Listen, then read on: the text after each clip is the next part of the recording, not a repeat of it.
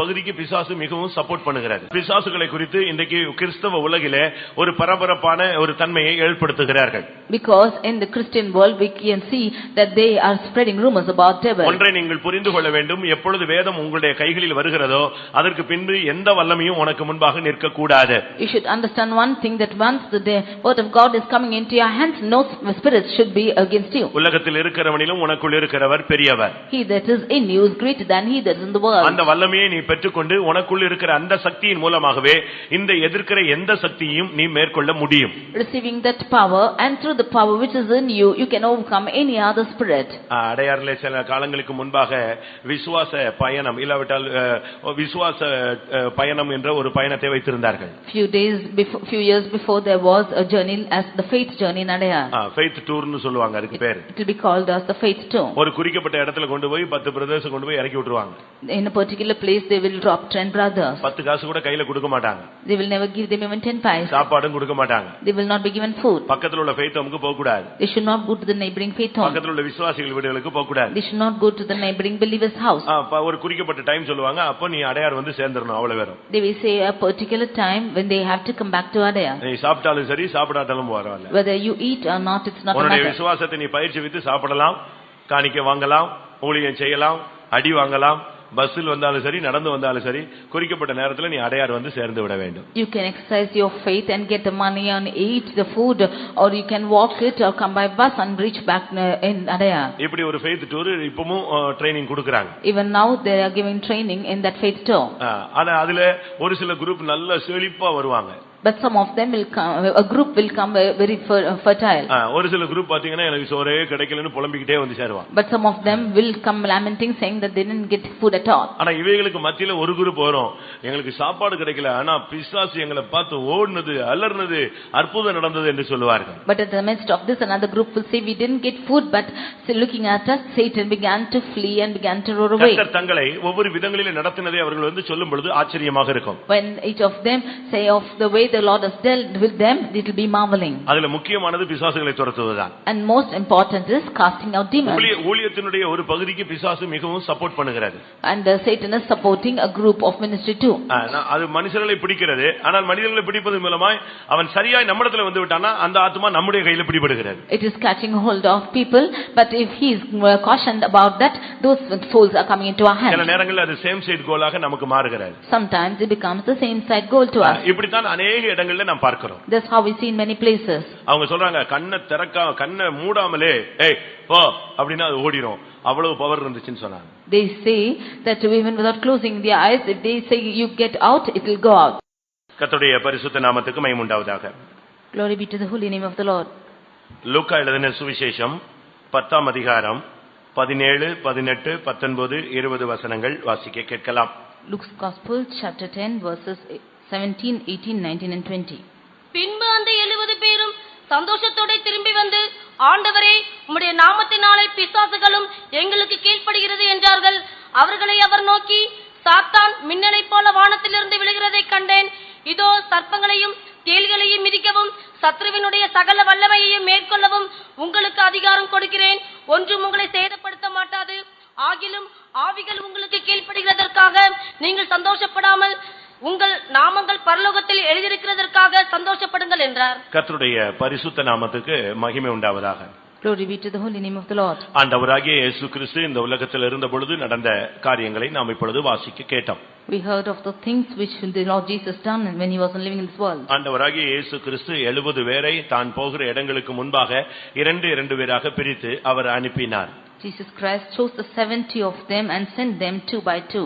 அப்படி அவர்கள் 70 பேரும் திரும்பி வந்து சந்தோஷத்தோட கர்த்தரிடத்திலே சில காரியங்களை சொன்னதை நாம் இப்பொழுது வாசிக்க கேட்டோம். We heard the things which they have done after going by 2 and they returning back and saying to Jesus, ஆண்டவரே, உம்முடைய நாமத்திலே பிசாசுகளும் எங்களுக்கு கீழ்ப்படுகிறது.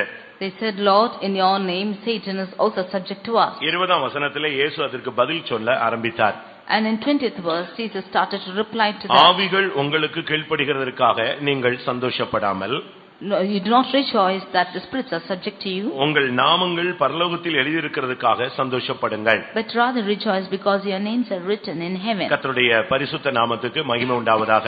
Glory be to the holy name of the Lord. அந்த 70 பேரும் விசுவாசிகளே. The 70 of them are believers. அந்த 70 பேரும் திரும்பி வந்து அவர்கள் சொன்னார்கள், ஆண்டவரே உம்முடைய நாமத்தில் பிசாசுகளும் எங்களுக்கு கீழ்ப்படிகிறது.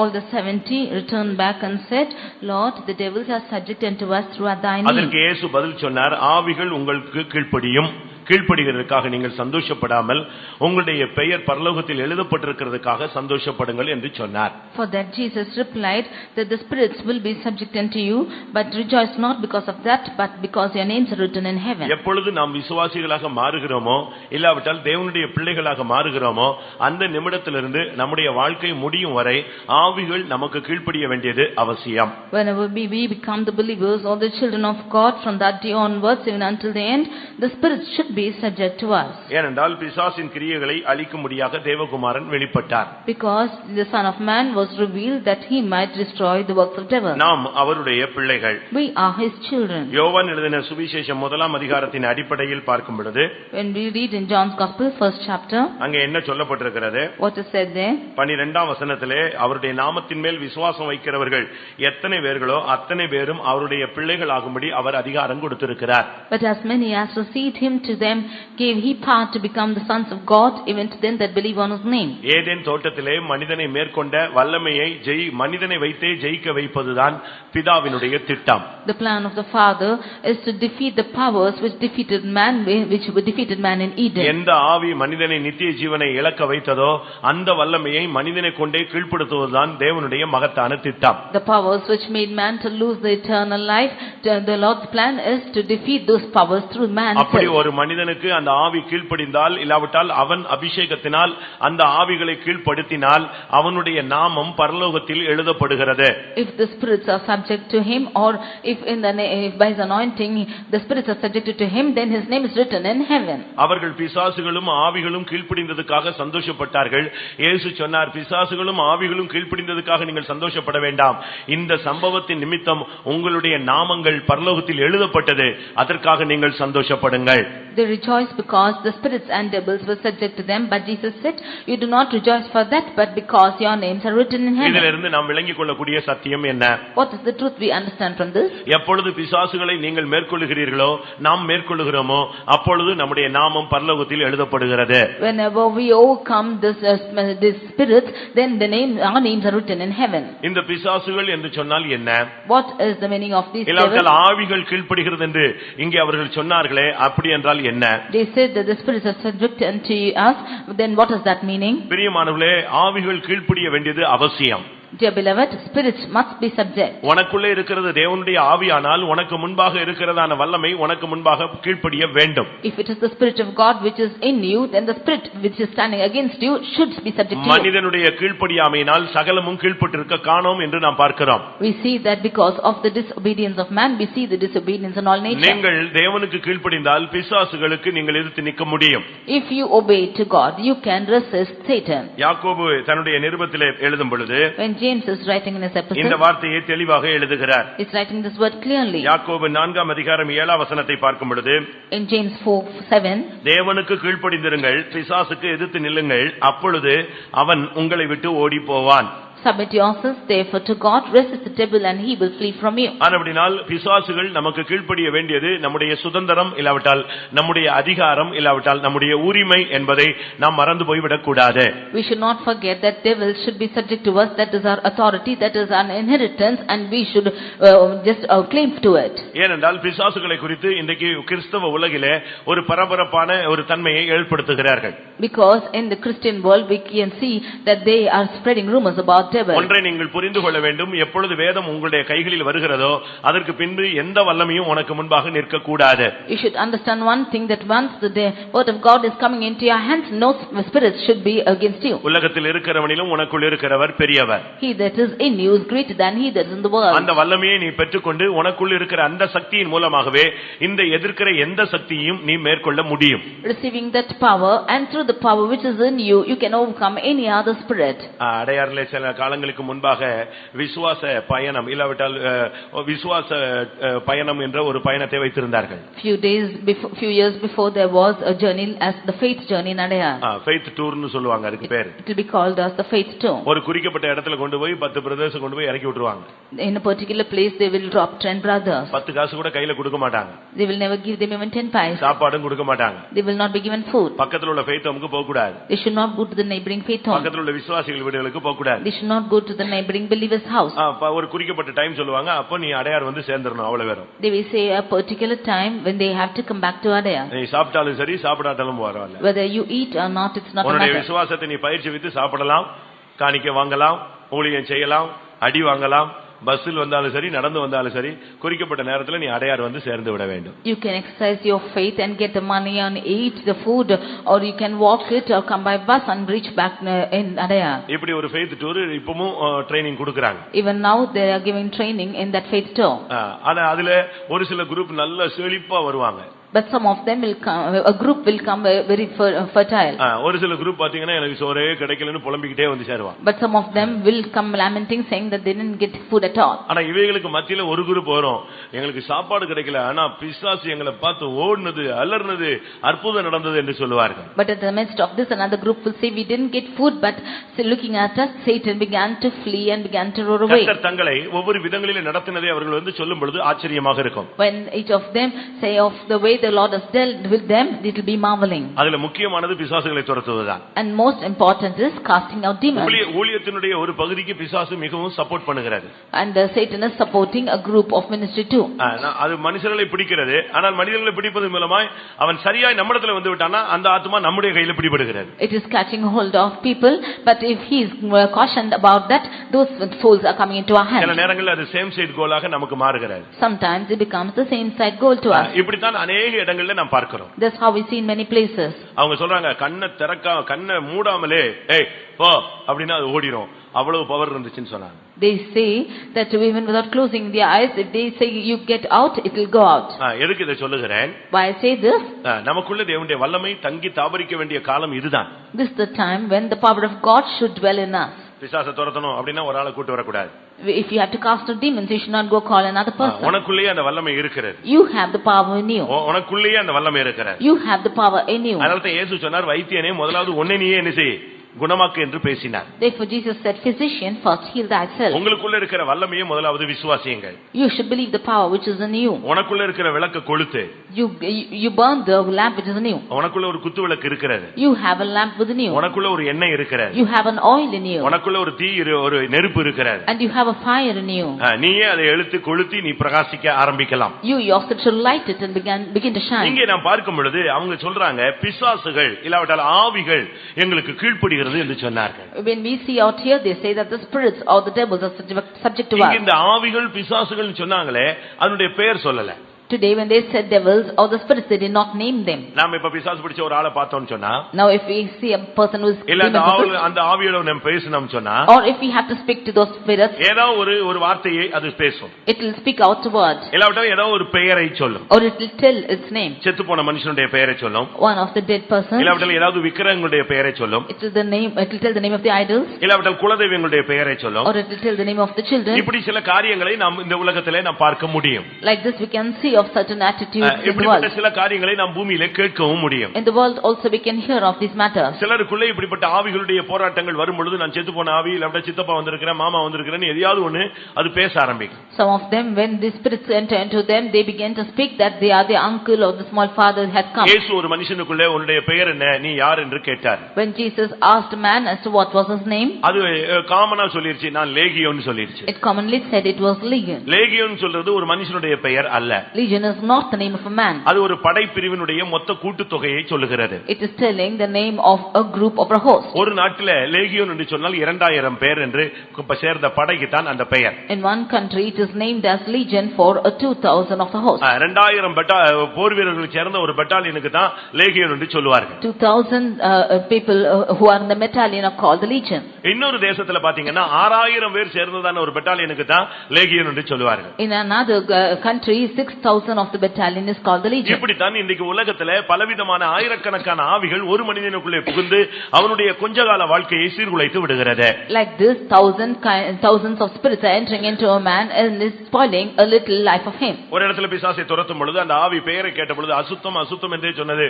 உனக்கு உண்மையான பெயரை சொன்னா நான் அசுத்தம், என்னுடைய செயலை தான் நான் சொல்லுகிறேன்னு சொல்லுச்சு. In one place when they were casting out demons, it was calling itself as unclean and unclean. When they asked for its name, it said that it is the reality of the character. அப்ப அந்த pastor கேட்டார், அசுத்தம்னா போண்டே என்னென்ன? அவ குளிக்க மாட்டா, Dress ஒழுங்கா போட விட மாட்டா, அசுத்தமான Dress-ஆ இருக்கும், அவ இருக்கிற இடம் சுத்தமா இருக்காது, அவ தங்கி இருக்கிற இடம் சுத்தமா இருக்காது, இப்படித்தான் நான் அவளை மாற்றி இருக்கிறேன். அப்பதான் புரிஞ்சது அநேகருக்குள்ள இந்த ஆவி இருக்கிறது. When the pastor asked as to what was his name and why is it naming like that, then he said that she will not have a bath and she will not keep herself clean, the place will be untidy and so on, therefore I keep her unclean. ஆனா இவர்கள் பிசாசுகளும் இல்லாவிட்டால் ஆவிகளும் என்று பன்மையில பல வல்லமைகள் எங்களுக்கு கீழ்ப்படிந்தது என்று சொன்னார்கள். But here they said that the devils and the spirits in plural they said that they are subject to ஆவியானவருடைய உதவியோடு உங்களுக்கு நான் சில ஆவிகளை முன்பாக வைக்கிறேன், இவைகள் உங்களுக்கு இதுவரை கீழ்ப்படிந்ததா என்பதை நீங்கள் சிந்தித்து பாருங்கள். By the help of the Holy Spirit I would lay before you certain spirits and you see if they are subjected to you. அப்படி கீழ்ப்படியாத பட்சத்திலே உங்களுடைய வாழ்வு எவ்வளவு சீர்கெட்டு போயிருக்கும் என்பதையும் நீங்களே நிதானித்துக் கொள்ளலாம். If they are not subjected to you, then you can discern to yourself as to how much your life is spoiled because of it. முதலாவது நியாயாதிபதிகளிலே பார்க்கும் பொழுது, firstly reading in Judges 9ஆம் அதிகாரம் chapter 9 23ஆம் வசனம், verse 23. அங்கே ஒரு ஆவியை குறித்து அங்கே நியாயாதிபதிகளின் புத்தகத்தில் சொல்லப்பட்டிருக்கிறது. There in Judges we see of an evil spirit. நியாயாதிபதிகள் 9:23. அபிமெலேக்குக்கும் சீகேமின் பெரிய மனுஷருக்கும் நடுவே பொல்லாப்பு உண்டாகும் ஆவியை தேவன் வரப்பண்ணினார். அங்கே உள்ள அந்த செயல்பட்ட ஆவி பொல்லாப்பு உண்டாக்கும் ஆவி. The spirit which was working there was the spirit which dealt treacherously. இந்த ஆவி உங்களுக்கு கீழ்ப்படிகிறதா? Is this spirit subjected to you? இந்த ஆவியினுடைய தன்மை என்ன தெரியுமா? You know what's the attitude of the spirit? அங்க உள்ள பெரிய மனிதர்களுக்கும் அந்த குடும்பத்தில் உள்ள நபர்களுக்கும் ஒரு பிரச்சனையை உண்டாக்கி விட்டது. It will cause the confusion between the elders of that place and the family members. ஒரு கருத்து வேறுபாடை உண்டாக்கக்கூடிய ஒரு ஆவி. It is a spirit which causes difference of opinion. நீங்க நினைக்கிறீங்க பல சூழ்நிலைகளில் இப்படிப்பட்ட கருத்து வேறுபாடுகள் உண்டாகிறது என்று எண்ணிக்கொள்கிறீர்கள். You think that because of situations that the difference of opinion is caused. இன்றைக்கு अनेகர் சரியான விதத்திலே சத்தியத்தை புரிந்து கொள்கிறதில்லை. Today many of them are not understanding the truth properly. இந்த ஆவியினுடைய தாக்குதல் என்ன தெரியுமா? What is the attack of the spirit? சீகேமின் மனுஷருக்கும் சீகேமின் பெரிய மனுஷருக்கும் அபிமெலேக்குக்கும் பொல்லாப்பு உண்டாக்கும் ஆவி. It is the spirit which deals treacherously with the Abimelech and the men of Shechem and the men of Abimelech. எப்பொழுது இந்த ஆவி உள்ள வந்ததோ, whenever the spirit came in, அவங்க ரெண்டு பேருக்கும் பயங்கரமான கிளாஷ் ஆயிடுச்சு. They began to clash with each other. நம்ம என்ன நினைக்கிறோம், ஆவிகள் கீழ்ப்படிகிறேன்னா ஏதோ மாடசாமி கீழ்ப்படியதே, முனியசாமி கீழ்ப்படியதே. அது அல்ல. ரகசியமாக உன் வாழ்விலே கருத்து வேறுபாடுகளை உண்டு பண்ணுகிற ஆவி உனக்கு கீழ்ப்படிய வேண்டும். We think that when the spirits are subject to us, we think that some spirit by its name is subjected, but the spirit which is causing this difference of opinion should be subjected to you. நீ வீட்டுக்குள்ள வரும்பொழுதே என்ன ஆவி வீட்டுக்குள்ள இருக்குன்னு நீ கண்டுபிடிக்கணும். When you enter your house itself, you should find as to what the spirit is there in your house. ஆபீஸ்க்குள்ள போன உடனே ஆபீஸ்ல என்ன ஆவி போராடுதுன்னு கண்டுபிடிக்கணும். When you enter the office itself, you should find out as to what the spirit is there. உன்னுடைய கடைக்குள்ள, உன்னுடைய ஷாப்புக்குள்ள, உன்னுடைய வேலை வர்க்கிங் ஸ்பாட்ல நீ உள்ள இறங்கன உடனே என்ன ஆவியினுடைய தாக்குதல் இருக்குங்கறத நீ பரிசுத்த ஆவியின் மூலமாக உண்டாகிற பகுத்தறிவின் ஆவியினால் இதை கண்டுபிடிக்க முடியும். When you enter the shop or your work spot, you should discern by the help of the Holy Spirit as to what the spirit is prevailing there. ஒரு ஆணோ, ஒரு பெண்ணோ, உன் தகையோ, உன் தாயோ, உன் தகப்பனோ, உன் மனைவியோ, உன்னுடைய புருஷனோ, ஒரு ஊழியக்காரனோ, ஒரு ஊழியக்காரியோ உன்னிடத்துல பேசும் பொழுது என்ன விதியில் என்ன வல்லமையினால் அவர்கள் தாக்கப்பட்டு பேசுகிறார்கள் என்பதை கண்டுபிடிக்கக்கூடிய பரிசுத்த ஆவியின் பகுத்தறிவு உனக்கு தேவை. A male or a female or a father or a mother or any other person or the servant of God, whenever they are speaking to you, you should have the discernment of the Holy Spirit as to what spirit is speaking to you. அவர் பாஸ்டரா இருக்கலாம், ஒரு பிரதரா இருக்கலாம், ஒரு புரஜாதியனா இருக்கலாம், ஒரு பாவியா இருக்கலாம், ஒரு பரிசுத்தவானா இருக்கலாம். ஆனா என்ன வியூல உன்னிடத்துல பேசுகிறார் அந்த ஆவியை நீ கண்டுபிடிக்கணும். He might be a pastor or brother or a stranger or a Gentile or any other person, but you should see as to what view he is speaking to you in. இந்த ஆவியினுடைய தன்மை என்னன்னா பொல்லாப்பை உண்டாக்குவது, கருத்து வேறுபாடுகளை உண்டாக்குவது. The attitude of the spirit is to deal treacherously and bring difference of opinion. எப்பொழுது இந்த spirit உள்ள வந்துச்சோ அதுக்கு பிறகு அவங்களால ஒருமித்து பயணப்பட முடியவில்லை. Whenever the spirit came into them, they could not journey together. இந்த ஆவியின் தாக்குதல் அவர்களுக்குள்ளே அதிகமாக பலப்பட்டு பிரிய ஆரம்பித்தார்கள். The attack of the spirit began to be stronger and they began to depart. அதனால தான் இயேசு கிறிஸ்துவினிடத்தில் இடத்துல வந்து பேதுரு பேசின பொழுது ஆண்டவரே நீர் பாடுபடக்கூடாது என்கிற வார்த்தையை உச்சரித்த உடனே அது ஒரு ஆவி என்பதை இயேசு கண்டுபிடித்து உடனே அந்த ஆவியை, அசுத்த ஆவியை, இவன் சாத்தானே இவனை விட்டு வெளியே போ என்று சொன்னார். That is why when Peter was speaking to Jesus that he should not suffer discerning that spirit, Jesus said, "O Satan, you get out." அப்பாலே போ சாத்தானே என்று சொன்னார். Get thee hence, Satan, he said. முதலாவது நாம் புரிந்து கொள்ள வேண்டும், பெரியவர்களுக்கும் சிறியவர்களுக்கும் ஒரு கருத்து வேறுபாடை உண்டு பண்ணுகிற ஒரு பொல்லாப்பை உண்டாக்கும் ஆவி ஒன்று இருக்கிறது. Firstly, you should understand that there is a spirit which deals treacherously and causes disopinions between the elders and the small ones. இந்த ஆவி கீழ்ப்படியாத பட்சத்துல யாரை வச்சு பஞ்சாயத்து பண்ணாலும் கிளியர் ஆகாது. Whenever this spirit is not subjected, whoever you keep the panchayat with, it will not be clear. அந்த ஆவியை நீ முதலாவது அழிக்க வேண்டும். You should destroy that spirit first. அந்த ஆவியை அழிச்சிட்டு நீங்க வந்தீங்கன்னா 10 நிமிஷத்துல காம்ப்ரமைஸ் ஆயிடும். If you should destroy that spirit and come in 10 minutes, you will compromise. அந்த ஆவிதான் இந்த குழப்பங்களுக்கு காரணம். It is that spirit which causes confusion. ஒரு சிலர் சொல்லுவாங்க, இவ்வளவு நேரம் நல்லா இருந்தாங்க, இதுக்கு பிறகுதான் இப்படி ஆயிடுச்சு அப்படின்னா அந்த இன்சிடென்ட் தான் அந்த காரியம். அந்த ஆவி அப்பதான் உள்ள வருது. Some of them say that thus far he was well, but now after this incident only he became like this. It is that incident that the spirit is entering into. இந்த ஆவி உள்ள வரும் பொழுது பொல்லாப்பு உண்டாயிடும். When the spirit comes into you, it deals treacherously. பிரியமானவர்களே, இந்த ஆவி உங்களுக்கு கீழ்ப்படிகிறதா? Dear beloved, is this spirit subjected to you? இந்த ஆவி கீழ்ப்பட்டா உன் பேர் பரலோகத்தில் எழுதப்படுகிறது.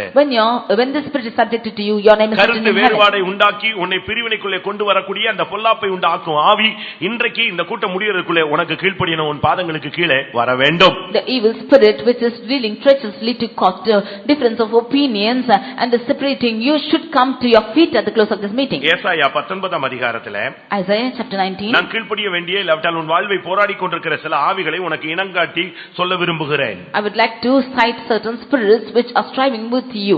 இந்த ஆவிகளை நீங்கள் பகுத்தறியாமல் ஏதோ பிசாசு பிசாசுன்னு சொல்லிட்டு எங்கெங்கேயும் சுத்தினா எந்த பயனும் கிடையாது. Not discerning the spirit saying that it's a devil and devil, if you should go around you, it's of no use. ஏசாயா 19 அதிகாரம் 14 வசனத்தை பார்க்கும் பொழுது Isaiah chapter 19 verse 14. கர்த்தர் அதன் நடுவில் தாறுமாறுகளை ஆவியை வரப்பண்ணினார். கர்த்தர் அதன் நடுவில் தாறுமாறுகளின் ஆவியை வரப்பண்ணினார். The Lord had mingled a perverse spirit in the midst thereof. அந்த ஆவி வந்த பொழுது அவர்கள் எல்லா செய்கைகளிலும் தள்ளாடி திரிய பண்ணுகிறார்கள். When that spirit came into them, they began to err in every work. இந்த தாறுமாறுகளின் ஆவி வரும் பொழுது செய்கைகள் எல்லாம் தாறுமாறா மாறி விடுகிறது. When this spirit comes into them, then all the actions or works becomes perverse. இது கட்டுப்பாடற்ற ஒரு வாழ்க்கையை காண்பிக்கிறது. This shows a life without any control. புருஷனால் மனைவியை கட்டுப்படுத்த முடியாது. The husband cannot control his wife. மனைவியால் புருஷனை கட்டுப்படுத்த முடியாது. The wife cannot control her husband. பெற்றோர்களால் பிள்ளைகளை கட்டுப்படுத்த முடியாது. Parents cannot control the children. ஊழியர்களால் சபையை கட்டுப்படுத்த முடியாது. And servants of God cannot control the church. காரணம் இந்த தாறுமாறுகளுடைய ஆவி உள்ளே புகுந்து விடுகிறது. Because the perverse spirit enters into it. தீர்க்கதரிசன புத்தகத்திலே பார்க்கும் பொழுது இஸ்ரவேலை இல்ல எபிராயீமை குறித்து சொல்லும் பொழுது நீ தாறுமாறாய் ஓடுகிற பெண் ஒட்டகம் என்று சொல்லப்பட்டிருக்கிறது. In the prophetical book we can see that about Ephraim it is said that he is a dromedary which runs perverse. தாறுமாறாய் ஓடுகிற பெண் ஒட்டகம். A dromedary which runs perverse. அது கட்டுப்பாடற்ற நிலவரத்திலே ஓடிக்கொண்டு இருப்பது. It is running without control. கிறிஸ்தவ வாழ்க்கை என்பது பரிசுத்த ஆவியானவரால் நடத்திப்புக்காரர்களால் பரிசுத்தவான்களால் கட்டுப்படுத்தப்பட்ட ஒரு வாழ்க்கை. A Christian life has been controlled by the Holy Spirit by the servants of God. இது இஷ்டத்துக்கு ஓடுகிற ஒரு வாழ்க்கை கிடையாது. It is not a life which you have to run on your own. அப்படி நீ இஷ்டத்துக்கு போனால் இந்த மார்க்கத்திலே நீ நிலைத்திருக்கவும் முடியாது. If you should run so, you cannot even stand in this religion. கர்த்தருடைய பரிசுத்த நாமத்துக்கு மகிமை உண்டாவதாக. Glory be to the holy name of the Lord. இன்றைக்கு अनेகருக்குள்ளே இந்த தாறுமாறுகளின் ஆவி உள்ளே வருகிறது. Today in many of them this spirit of perverseness come into them. அப்பதான் அவங்க பேச்சு கட்டுப்பாடு இல்லாம போயிடுது. It is then that their talks are let loose. அவங்களுடைய செயல்கள் எல்லாம் கட்டுப்பாடற்று போய் விடுகிறது. And their activities are all let loose. உங்களுடைய பிள்ளைகள் எப்படிப்பட்ட குடும்பங்களிலே காணப்படுகிறார்களா? Are your children found in your families like this? இந்த தாறுமாறுகளின் ஆவி வரும்பொழுது தள்ளாட ஆரம்பிச்சிருவாங்க. When this perverse spirit comes, they begin to stumble. வெறியன் தள்ளாடுகிறது போல as a drunkard is அவர்கள் தங்களுடைய எல்லா செய்கைகளிலும் தள்ளாடி திரிகிறார்கள். They are all staggering in all their works. ஒரு தேவனுடைய பிள்ளை என்பவன் இந்த வாழ்க்கையில ஸ்டெடியா போயிட்டே இருக்கணும். A child of God should go steadily in this life. இந்த வாழ்க்கை ஒரு அருமையான ஒரு வாழ்க்கை. This is a beautiful life. இதுல நீ தள்ளாடி திரிய கூடாது. And you should not err in this way. குடிகாரனை போல நீ போய் கொண்டிருக்க கூடாது. You should not go like a drunkard. நீ ஒரு ஆவிக்குரிய மனிதன். You are a spiritual man. உன்னுடைய ஜீவியத்திலே ஒரு ஸ்திரத்தன்மை இருக்க வேண்டியது அவசியம். You should have a stability possibility in your life. நீ சூழ்நிலைகளுக்கு ஏற்றவண்ணமாக நாணல் போல் மாறக்கூடாது. You should not be like the weed in the type of situation. ஆரம்ப காலங்களிலே சீமோன் யோனாவின் குமாரனாகிய சீமோன் அவன் நாணலை போல இருந்தான். In the beginning times, the son of Jonas, who is Simon, he was like a weed. சீமோன் என்று சொன்னால் ஒரு அர்த்தம் நாணல். Simon means, its meaning is a weed.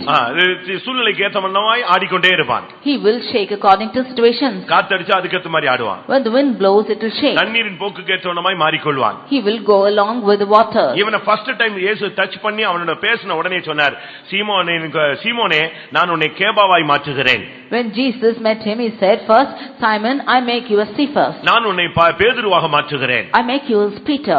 அப்படினா என்ன அர்த்தம்? What is its meaning? நான் உன்னை பாறையை போல மாற்றுகிறேன். I will make you as a rock. இதிலிருந்து என்ன விளங்கிக் கொள்கிறோம்? What do we understand from இந்த this? தள்ளாடி திரிகிற வாழ்க்கையை மாற்றுவதுதான் கிறிஸ்தவம். The Christian life is to change a life which is just staggering. கிறிஸ்தவம் என்பது ஒரு மனிதனை ஸ்திரப்படுத்தக்கூடிய தன்மை உள்ளது. Christianity is able to stabilize a person. இயேசு ஃபர்ஸ்ட் அவனை அவனுடைய சீமோனை பார்த்த உடனே உன்னை பேதுருவாய் மாற்றுகிறேன் சொன்னார். Firstly, Jesus looking at Simon said that he is changing as Peter. ஆனால் அவன் மறுதலித்தான். But he denied. சபித்தான். He cursed. சத்தியம் பண்ணினான். And he promised. தேவனுடைய வழிகளை விட்டு விலகினான். And went away from the ways of God. அதுக்கு ரிசல்ட் என்ன தெரியுமா? What was its result? யோவான் எழுதின சுவிசேஷம் 21ஆம் அதிகாரத்திலே John's Gospel chapter 21. இயேசு 3 விசை அவனோடு பேசினார். Jesus spoke to him thrice. 3 விசை பேசும்பொழுது அவர் சொன்ன வார்த்தை பேதுருவே என்ற வார்த்தையை உபயோகப்படுத்தவில்லை. All the 3 times Jesus did not use the term Peter. அவர் அந்த இடத்திலே தன்னுடைய வேதனையோடு அவனிடத்திலே அழைத்தது யோனாவின் குமாரனாகிய சீமோனே என்று தான் பேசினார். With pain Jesus addressed him as son of Jonas, Simon. 3 தடவை அவனை சீமோன் என்று தான் அழைத்தார். He called him all the 3 times as Simon. தான் ஏற்படுத்தி வைத்த உறுதித்தன்மையை அவன் குலைத்து விட்டான். He has spoiled the stability which he had formed in him. அந்த தாறுமாறான ஓட்டம் அவனுக்குள்ள திரும்பி வந்து விட்டது. His powers running came back into him. நாணலை போல அசைகிற வாழ்க்கை அவனுக்கு திரும்பி வந்து விட்டது. A life shaking like the wheat came back into him. பிரியமானவர்களே, ஒன்று உன்னுடைய வாழ்வில் போராடுகிற, ஊழியத்தில் போராடுகிற, கருத்து வேறுபாடுகளை உண்டு பண்ணக்கூடிய அந்த பொல்லாப்பை உண்டும் வல்லமை உன்னை விட்டு உனக்கு கீழ்ப்படிய வேண்டும். Dear beloved, the power spirit which the treacherous spirit which is working with you to cause the difference of opinions should be scattered off. அந்த பெரிய மனிதர்கள் என்கிற ஒரு தரிசனம் உனக்கு இருக்க வேண்டும். You should have a vision that they are elder people. உன்னை விட வயது மூத்தவர்களுக்கு ஒரு அனுபவத்துக்கு நீ ஒரு மதிப்பு கொடுக்க வேண்டும். For the experience and the age of the elderly people you should give a respect. நீ அதை கொடுக்காத பட்சத்திலே பொல்லாப்பு உண்டாக்கும் ஆவி அங்கே தலைவிரித்து ஆடும். When you don't give a respect to that, then the treacherous spirit will just wander there. இந்த தாறுமாறுகளின் ஆவி வரும்பொழுதுதான் கட்டுப்பாடற்ற ஒரு போக்கில நீ போகிறாய். When this power spirit is coming, you go without control. அத பிரேக் அடிச்சு நிறுத்தவே முடியாது. It cannot be controlled by brake. ஏன்னா தாறுமாறா ஓட ஆரம்பிச்சிருது. Because it is running perversely. இந்த நண்டுகள் எல்லாம் ஓட்ட பண்ணைய வச்சா எப்படி போகும்னு யோசிச்சு பாக்குறீங்க? If you see how the turtles are running in the race, how would it run? அதுக்கு நீங்க ட்ராக் போட்டு பிரயோஜனம் கிடையாது. There's no use of you putting a track for it. அதுக்கு ஒரு லக்க வச்சிட்டு நீங்க விட்டீங்கன்னா அதுக்கு லக்க இங்க வைக்கணும். If you should have the mark on the opposite side, you should have its mark on the other side. அங்க வச்சீங்கன்னா அது போய் சேராது. If you keep the mark ahead, it will not go. இந்த சைடு வச்சிட்டு இப்படி வச்சா zigzag தான் போயிட்டே இருக்கும். If you keep the mark on this side, then it will go in the zigzag position. கடற்கரையில போய் இந்த நண்டை விரட்டி பிடிச்சு பாருங்க. You go hold on to the turtles and the seashore. ஒன்னையும் கூட zigzag மாத்தி விட்டுருவாங்க. It will also turn you zigzag. அது நேரா போகிறதுக்கு அதுக்கு வந்து பிராக்டீஸ் இல்ல. It has no practice to go ahead straight. சர்றன்னு இப்படி போகும். நீ இங்க ஓடினா இங்க வந்துரும். Suddenly it will go this side, and when you turn the side, it will run this side. இது போலதான். It's like this. இன்னைக்கு தாறுமாறுகளின் ஆவி வரும்பொழுது ஒரு நாள் பார்த்தா எழுப்புதலா இருக்கான், அடுத்த நாள் பார்த்தா சோர்ந்து போயிடுறான், சோத்திரம் வர மாட்டேங்குது, ஆவி நிறைய வர மாட்டேங்குது, அடுத்த நாள் பாத்தீங்கன்னா ஃப்ரண்ட் லைன்ல நிக்கிறான். எப்படி இவனுக்குள்ள இப்படி ஒரு மாற்றம் நடக்குன்னு பார்த்தா இந்த ஆவிதான். When the power spirit is coming into him, one day he is in high spirits, and the next day he is going back behind, and the next day he is following, he is coming into the first row.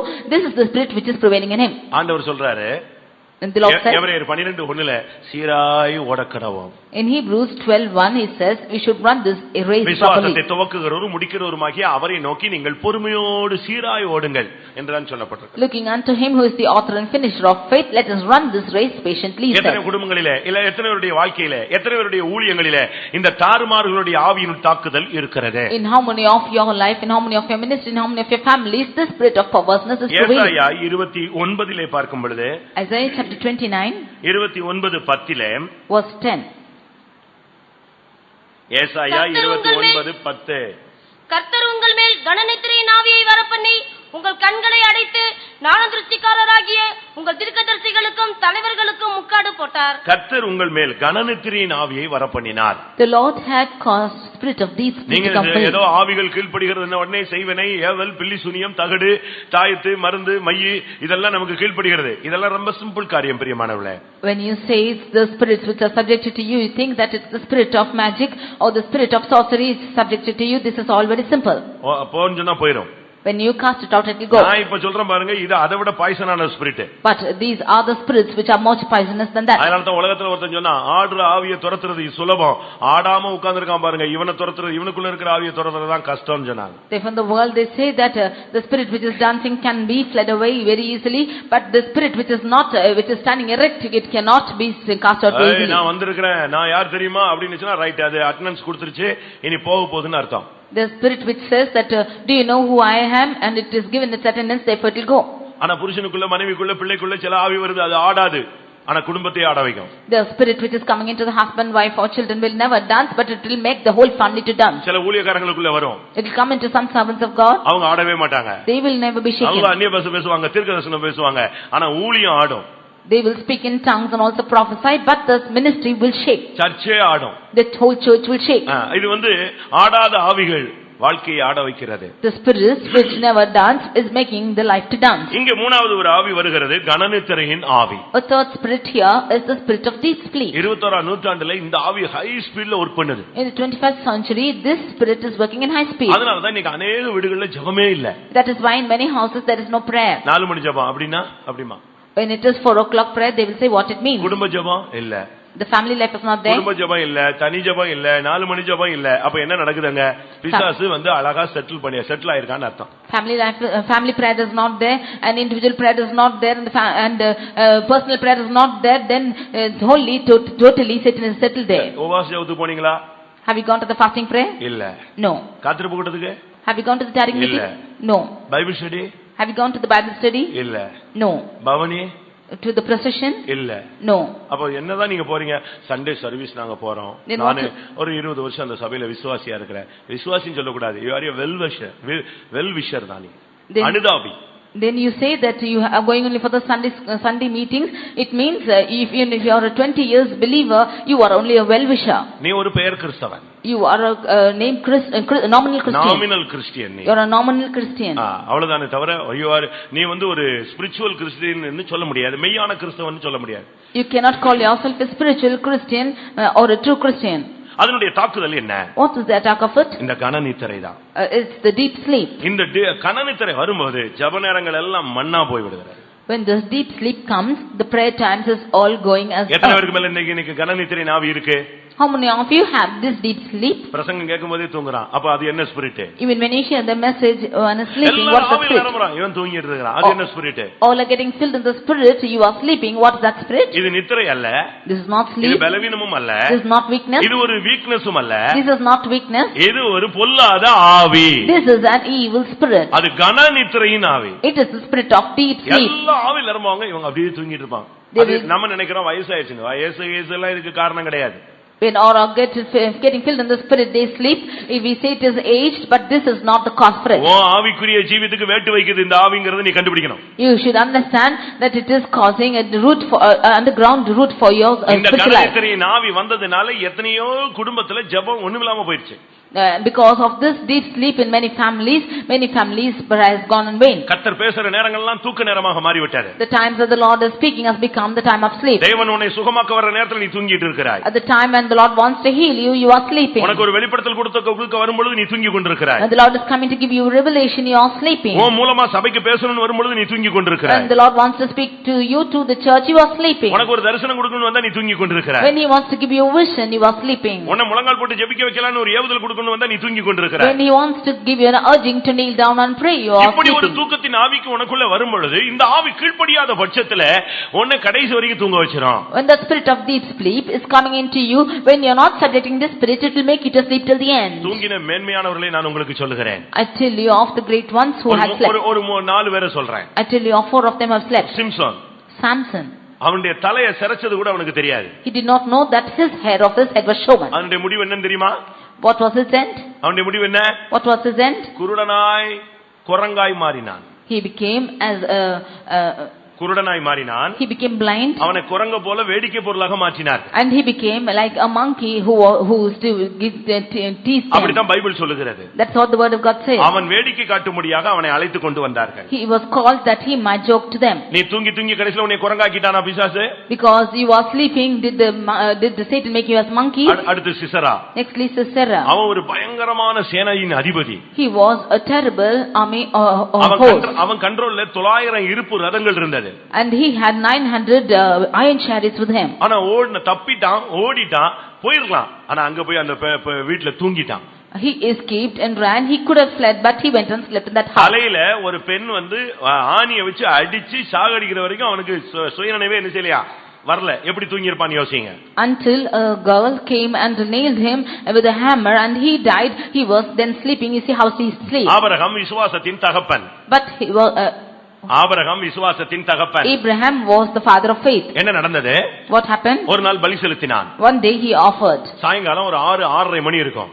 It would be 6:30 in the evening. ஆனா அயர்ந்த நித்திரை அவனுக்குள்ள போராட ஆரம்பிச்சார். But a deep sleep began to struggle with him. அவனுக்கு அத கண்ட்ரோலே பண்ண முடியல. He could not control at all. ஆதியாகமம் 15ஆம் அதிகாரம் 12ஆம் வசனத்தை நீங்க படிச்சுக்கோங்க. Genesis 15:12 we can see this. சூரியன் அஸ்தமிக்கும் போது ஆபிரகாமுக்கு அயர்ந்த நித்திரை வந்தது, காரிருள் அவனை மூடிக்கொண்டது. 6:30 மணிக்கு அயர்ந்த நித்திரை காரிருள் மூடிவிட்டது. When the sun was going down, there was deep sleep which came upon Abraham and the horror of darkness fell upon him. முடிவு என்ன நடந்தது? What was the end of it? அன்னைக்கு தான் ஃபர்ஸ்ட் கர்த்தர் சொல்றாரு, உன் சந்ததி 400 வருஷம் அடிமையாய் மாறும். It was that day firstly the Lord is saying that your generation will become a slave or bondage for 400 years. உன்னுடைய ஒரு நேர தூக்கம் உன் சந்ததியை சபிக்கப்பட்ட சாபத்துக்குள்ள அடிமைத்தனத்துக்குள்ள கொண்டு போய் விடுகிறது. Your one time sleep is taking your generation into a cursed generation. Cinema முடித்து ஒரு 10-15 ஃப்ரெண்ட்ஸ் கத்தி பேசிக்கிட்டு அந்த சினிமால உள்ள ஜோக் எல்லாம் பேசிக்கிட்டு மெயின் ரோட்ல வந்தாங்க. 15 friends of them were talking together of the jokes in cinema and coming. நாங்குநேரியில.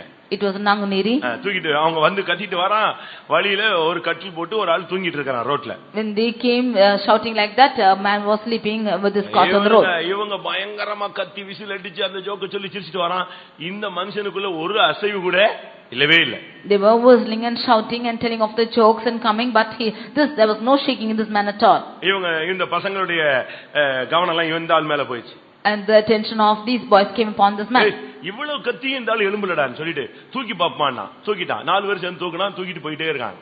We have shouted so much, he is still not woken up. Therefore, they said we'll carry him, and the 4 of them were carrying him along. நேரா நாங்குநேரி குளத்துல கொண்டு போய் வச்சாங்க. They went and laid him in the pool of Nanganeri. நாங்க 4 காலையும் அந்த குளத்து தண்ணியில வச்சிட்டு எல்லாம் அதே மாதிரி விசில் அடிச்சு வீடு போய் சேர்ந்துட்டான். And the cot was laid with his 4 legs in the water, and same way they visited him back home. நடந்த சம்பவம் தான். This was an instant which took place. ஆனாலும் இந்த ஆளு தூக்கத்தை விட்டு எழும்பவே இல்லை. Yet this man did not wake up from sleep. அவன் காத்தோர்லன்னு வெளிய வந்து படுத்துறான். இப்போ தண்ணியில வச்சா நல்லா சில்லுன்னு இருக்கு, நல்லா தூங்கிட்டு இருந்தான்.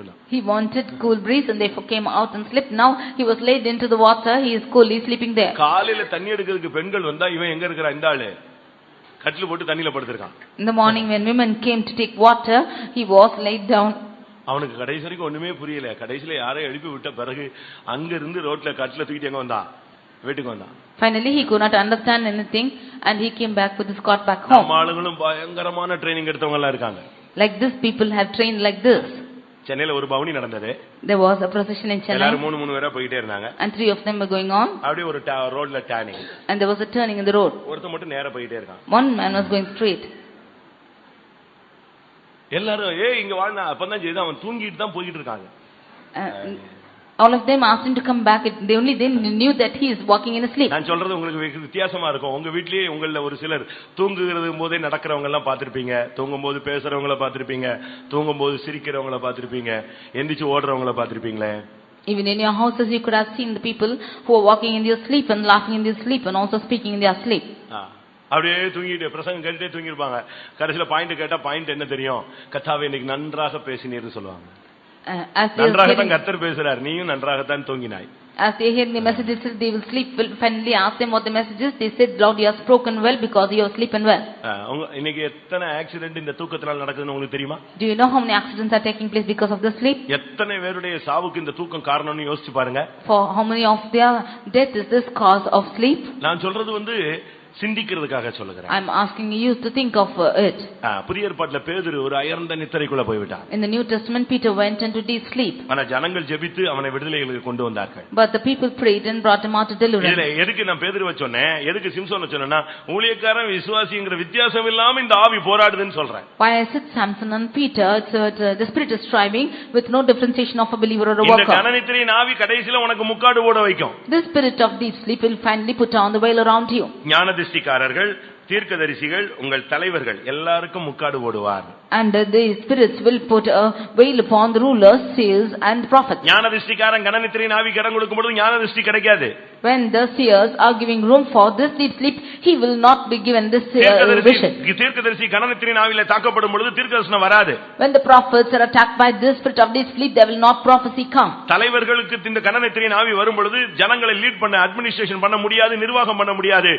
நீ குடும்ப தலைவனாக தலைவியாக இருக்கலாம், உன் குடும்பத்தை நடத்த உன்னால முடியாது. கடைசில முக்காடு போட்டு தலையை கவுந்துக்க வேண்டியதான். When the spirit of deep sleep comes upon the rulers or the leaders, then you might be the head of the family, but because of this deep sleep you have to put on the veil and not lead the family. இரண்டாம் நாளாகமம் 18ஆம் அதிகாரத்தை பார்க்கும் பொழுது, Second Chronicles chapter 18 21ஆம் வசனத்தை பார்க்கும் பொழுது, verse 21, அங்கே ஒரு நிர்பந்தமான ஒரு போராட்டமான ஒரு சூழ்நிலை.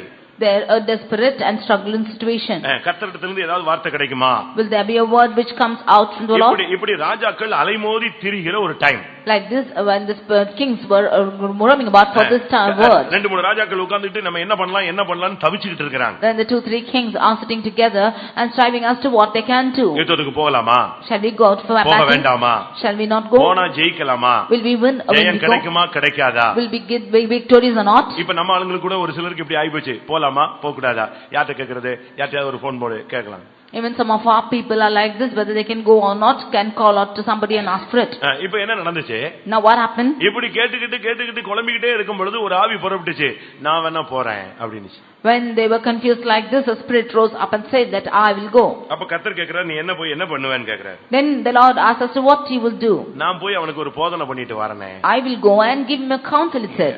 20ஆம் வசனத்துல கேக்குது, அந்த ஆவி சொல்லுது, நான் அவனுக்கு போதனை செய்வேன். Verse 20 it said that I will go entice him. உடனே கர்த்தர் கேக்குறார், எதனால அவனுக்கு போதனை செய்வாய்? And the Lord asked, wherewith shall you entice him? 21 வாசியுங்க. Verse 21. அப்பொழுது அது, நான் போய் அவனுடைய தீர்க்கதரிசிகள் எல்லாரின் வாயிலும் பொய்யின் ஆவியாய் இருப்பேன் என்றது. பொய்யின் ஆவியாய் இருப்பேன் என்றது. It said that it will be the spirit of lying spirit. இந்த ஆவிக்கு பேர் என்ன தெரியுமா? பொய்யே. This spirit is lie. இது சாத்தானுடைய மிகப்பெரிய ஆயுதம். This is a greatest weapon of Satan. அவன் பொய்யனும் பொய்க்கு பிதாவுமா இருக்கிறான். He is a liar and father of lies. அவன் சொந்தத்தில் எடுத்து பேசுவான். And he will take off his own and இன்னைக்கு अनेகருக்குள்ள இந்த ஆவியினுடைய போராட்டம் இருக்கிறது. Today many of them have this struggle within them. சூழ்நிலைக்கு ஏத்த மாதிரி எல்லாம் பொய் சொல்றாங்க. They will say lies according to situation. ஒரு சிலர்லாம் ஊழியர்கள் கூட கர்த்தரை பார்த்தேன் அப்படி இப்படின்னு சொல்லிட்டு கதை சொல்ல ஆரம்பிச்சறாங்க. Some servants of God are also saying the stories that they have seen God also. அந்த தரிசனம் கிடைச்சது, இந்த தரிசனம் கிடைச்சதுன்னு டக்கு டக்கு டக்கு டக்குன்னு தங்களுடைய மனதில உள்ளதை சொல்லிறாங்க. They say that they have got that vision and this vision according to what was in their mind. அது சொல்ல அந்த ஆவி சொன்னது, நான் போய் அவனுடைய தீர்க்கதரிசிகள் எல்லாரின் வாயிலும் பொய்யின் ஆவியாய் இருப்பேன். That spirit said that I will go be a lying spirit in all the mouth of the prophets. உள்ளதை உள்ளதென்றும் இல்லாததை இல்லாதென்றும் சொல்லுங்கள். You say what is yea is yea and nay is nay. ஒரு பொய்யை மறைக்கிறதுக்கு 9 பொய்யை சொல்ல வேண்டாம். To hide one lie don't say 10 lies. ஒரு தீர்க்கதரிசி இன்னொரு தீர்க்கதரிசியில ஒரு பொய் சொன்னான். One prophet said a lie to another prophet. இந்த தீர்க்கதரிசி ஏற்கனவே சொல்லிக் கொண்டு வந்தது, கர்த்தர் சொன்னதை வெளியே சொல்லக்கூடாது சொல்லிக்கொண்டே வந்தான். The prophet was saying that what the Lord had said he should not say outside. இந்த இடத்துல சாப்பிட கூடாது. You should not eat in this இந்த இடத்துல place. குடிக்க கூடாது. You should not drink in this நீ place. போன வழியில திரும்பி வர கூடாது. You should not come back on the way you go. இப்படிலாம் கர்த்தர் என்கிட்ட பேசி இருக்காரு. That's how the Lord has spoken to நான் me. புசிக்கவும் மாட்டேன் குடிக்கவும் மாட்டேன். Therefore I shall not eat nor drink. இத ஒரு பையன் கேட்டு போய் இன்னொரு தீர்க்கதரிசிட்ட போய் சொன்னான். Hearing this, a boy went and said another prophet. உடனே அந்த தீர்க்கதரிசி புறப்பட்டு வந்தான். That prophet immediately came out. நீங்க இப்படி ஒரு தீர்க்கதரிசி வருவீங்க, உங்களை கூப்பிட்டு சாப்பாடு கொடுக்கிறதுக்கு எனக்கு ஆண்டவர் சொன்னாருன்னு சொன்னான். He said that you will be a prophet who is coming like this, and the Lord said to give you food. இவன் என்ன பண்ணா? What did he do? பரவாயில்லை, நம்மட்ட சாப்பிட கூடாதுன்னு சொன்னவர் இவனை போய் சாப்பாடு குடுன்னு வேற சொல்லிருக்காருன்னு இவன் நேரா போய் உட்கார்ந்து சாப்பிட்டான். The Lord who said not to eat, the Lord has asked him to give me food, and therefore he went straight to eat. சாப்பிட்டு போகும்போது சிங்கம் அடித்து செத்தான். When he finished his lunch and went, on the way he was beaten up by this lion. Why I say this? தீர்க்கதரிசிகளும் பொய்யின் ஆவியினால் நிரப்பப்படுகிறார்கள். Prophets are also filled with the lying spirit. இந்த கடைசி காலங்கள பொய்யின் ஆவி பயங்கரமாக இருக்கிறது. In these last days, this lying spirit is vigorously working. பேதுருவே பொய் சொல்லிட்டான். Peter also lied. நீ அந்த மனிதனோடு கூடனா? யாரு? அந்த மனுஷனா? அந்த மனுஷனை யார சொல்றீங்கன்னு கேட்டான். When he said you were there with that man, then he said, who is that man you are speaking about? அவன் சொல்றான், அந்த ஸ்திரீயே அந்த மனுஷனை நான் அறியேன். He said, oh woman, I know not that man. எப்படிப்பட்ட வார்த்தை பாருங்க. See what about it was. அந்த மனுஷனை நான் அறியேன். I know not that man. இது பொய்யினுடைய உச்சகட்டம். This is the heights of lies. அதே பேதுரு But the same Peter, மனசாவுபட்டு மனம் திரும்பி கர்த்தருடைய ஊழியத்தை மறுபடி பெற்றுக்கொண்ட பின்பு, after repenting and crying and getting back the ministry of the Lord, அன்னடத்துல வந்து அனனியா பொய் சொல்றத பாக்கும்போது என்ன வார்த்தை சொல்றான் பாருங்க. see the words which he says when Ananias came and lied to him. சொத்தை இவ்வளவுக்கு தான் விற்றீர்களா? Did you sell your land for this amount? ஆம். Yes. பரிசுத்த ஆவியினிடத்திலே பொய் சொல்ல சாத்தான் உன் இருதயத்தை நிரப்பினது என்ன? How can the spirit, the devil, fill your heart to lie against the Holy Spirit of God? அப்படினா இந்த பொய்க்கு பின்னால இருக்கிறது யாரு? If so, who is behind this lie? நீங்க யோசிச்சு பாருங்க. You think and see. இந்த பொய்க்கு பின்னால இருக்கிற ஒரு ஆவி, அது விழுந்து போன சாத்தான். The spirit which is behind this lie is the fallen Satan. அப்போஸ்தலர் நடபடிகள் 5ஆம் அதிகாரம் 4ஆம் வசனத்திலே நாம் இதை பார்க்கலாம். Acts 5:4, you can read this. 3ஆம் வசனத்திலே நாம் இதை பார்க்கலாம். Verse 3 you can read. பரிசுத்த ஆவியினிடத்தில் பொய் சொல்லும்படி சாத்தான் உன் இருதயத்தை நிரப்பினது என்ன? Why has Satan filled thine heart to lie to the Holy Ghost? பிரியமானவர்களே, இந்த பொய்யின் ஆவி உனக்கு கீழ்ப்படிய வேண்டும். Dear beloved, the spirit of lie should be subjected to you. பொல்லாப்பை உண்டு பண்ணும் ஆவி, தாறுமாறுகளின் ஆவி, உனக்குள்ளே போராடுகிற கனநித்திரையின் ஆவி, உனக்குள்ளே இருக்கிற பொய்யின் ஆவி உனக்கு கீழ்ப்படிகிறதா? The treacherous spirit, the perverse spirit, the spirit which causes deep sleep, the lying spirit, are they subjected to you? கேயாசிட்ட கேக்குறார் எலிசா, நீ எங்கே இருந்து வருகிறாய்? Elisha is asking to Gehazi as to where you are coming from. உடனே அவன் சொல்றான், நான் எங்க போனேன்? நான் இங்க தானே இருக்கேன். He said, where did I go? I am still here only. நான் எங்கும் போகவில்லை. I didn't go anywhere. நான் இங்கேயே தானே இருக்கிறேன். I am here alone. கடைசில இங்கேயே இருந்தேன்னு சொன்னதுக்காக கிடைச்சது என்னது? Then what was his reward that he was said that he was there? கிடைச்ச பிரைஸ் என்னது? What was his prize? பின்பு அவன் உள்ளே போய் தன் எஜமானுக்கு முன்பாக நின்றான். கேயாசியே, எங்கே இருந்து வந்தாய் என்று கேட்டான். அவன் எங்கும் போகவில்லை என்றான். He went and stood before his master and he asked us to Gehazi, where are you coming from? He said, I went nowhere. உள்ள வரும்போது சுகமான ஒரு தேவனுடைய மனிதனாக வந்து அந்த எலிசாவை விட்டு வெளியே போகும்போது எப்படி வந்தான்? குஷ்டரோகியாக வெளியே வந்தான். He came in as a man who is of a hale and hearty inside. When he went out from the presence of God, when the presence of Elisha, he went as a leper. ஒரு பொய் சொல்லிரலாம், உன் புருஷனை ஏமாத்திரலாம். You might you cheat your husband with one lie. ஒரு பொய் சொல்லிரலாம், உன் மனைவியை ஏமாத்திரலாம். You might say a lie and deceive your wife. ஒரு பொய் சொல்லிரலாம், உங்க அம்மா அப்பாவை ஏமாத்திரலாம். You might say a lie and deceive your parents. ஒரு பொய் சொல்லிரலாம், ஊழியக்காரன் சரி போன்னு சொல்லி அனுப்பிடுவான். You might say a lie and the servant of God will say you go. போய் திரும்பி நீ போகும்போது யாரா போறன்னு அர்த்தம்? ஆவிக்குரிய ஜீவியத்துல குஷ்டரோகியா திரும்பி போற. But in your spiritual life, whom are you returning back as? You are returning as a leper. இல்ல திரும்பி போகும்போது நீ செத்துற. ஆவிக்குரிய ஜீவியத்துல ஒரு மரணம் உனக்குள் சம்பவிக்கிறது. When you go back, there is a death which is taking place in your spiritual life. 2 தீமோத்தேயு 1ஆம் அதிகாரம் 7ஆம் வசனத்தை பார்க்கும் பொழுது 2 Timothy 1:7. தேவன் நமக்கு பயமுள்ள ஆவியை கொடாமல், the Lord is not giving us a spirit of fear. இந்த ஸ்பிரிட் இன்னைக்கு அதிகமாக போராடுகிறது. Today this spirit is striving more. இன்னைக்கு பயமுள்ள ஒரு ஆவி ஒரு சிலருக்குள்ள வந்து விடுகிறது. Today some of them are attacked by the spirit of fear. அவங்க அப்படி வீணான பயத்துல போயிட்டே இருக்காங்க. Therefore they go into unnecessary fear. ஒரு சின்ன இலை உதிர்ந்த இலையோட சத்தம் கேட்டாலே இவனுக்கு தூக்கம் வராது. If they hear this rustling of a leaf, they cannot sleep. ஒரு சிலர்லாம் இருட்டுல போகும்போது பாட்டு பாடிட்டே போவாங்க, விசில் அடிச்சிட்டே போவாங்க. எதுக்கு தெரியுமா? Some of them, when they go into the darkness, they keep singing songs or whistling. Why is the reason? எதுக்கு? சும்மா சத்தமா பாட்டு பாடுவாங்க. அதாவது பாட்டு பாடணும்னு பாடல, அப்பமாது கூட ஒருத்தன் வந்த மாதிரி ஒரு துணை இருந்த மாதிரி ஒரு ஃபீலிங் வரும். They will sing aloud not for the sake of singing songs, but because they will think that there's a company who is coming to them. இல்லனா தான் வர்றது தெரியற மாதிரி ஏதாவது சத்தம் போட்டே போவான். Or they will make some noise saying that there's something who is coming to them. நல்லா புரிஞ்சுக்கோங்க, இவங்க எல்லாம் பயந்தாங்கோலிகள். You understand well that they are all fearful people. இந்த பயம் என்ன பண்ணுதுன்னா யுத்தத்துக்கு உன்னை கொண்டு போய் நிறுத்தாது. This people who are fearing cannot be set in the battle. நியாயாதிபதிகளின் புத்தகத்துல நீங்க பாத்தீங்கன்னா book of Judges, when we read, Gideon ஆட்களை யுத்தத்துக்கு கொண்டு வருகிறான். Gideon brought people to battle. நியாயாதிபதிகள் 7ஆம் அதிகாரத்துல பார்க்கும் பொழுது Judges chapter 7, ஒரு பெரிய திரள் கூட்டம் ஜனங்கள் இவங்க கூட வந்து நின்னுட்டாங்க. a great group of people came and stood with him.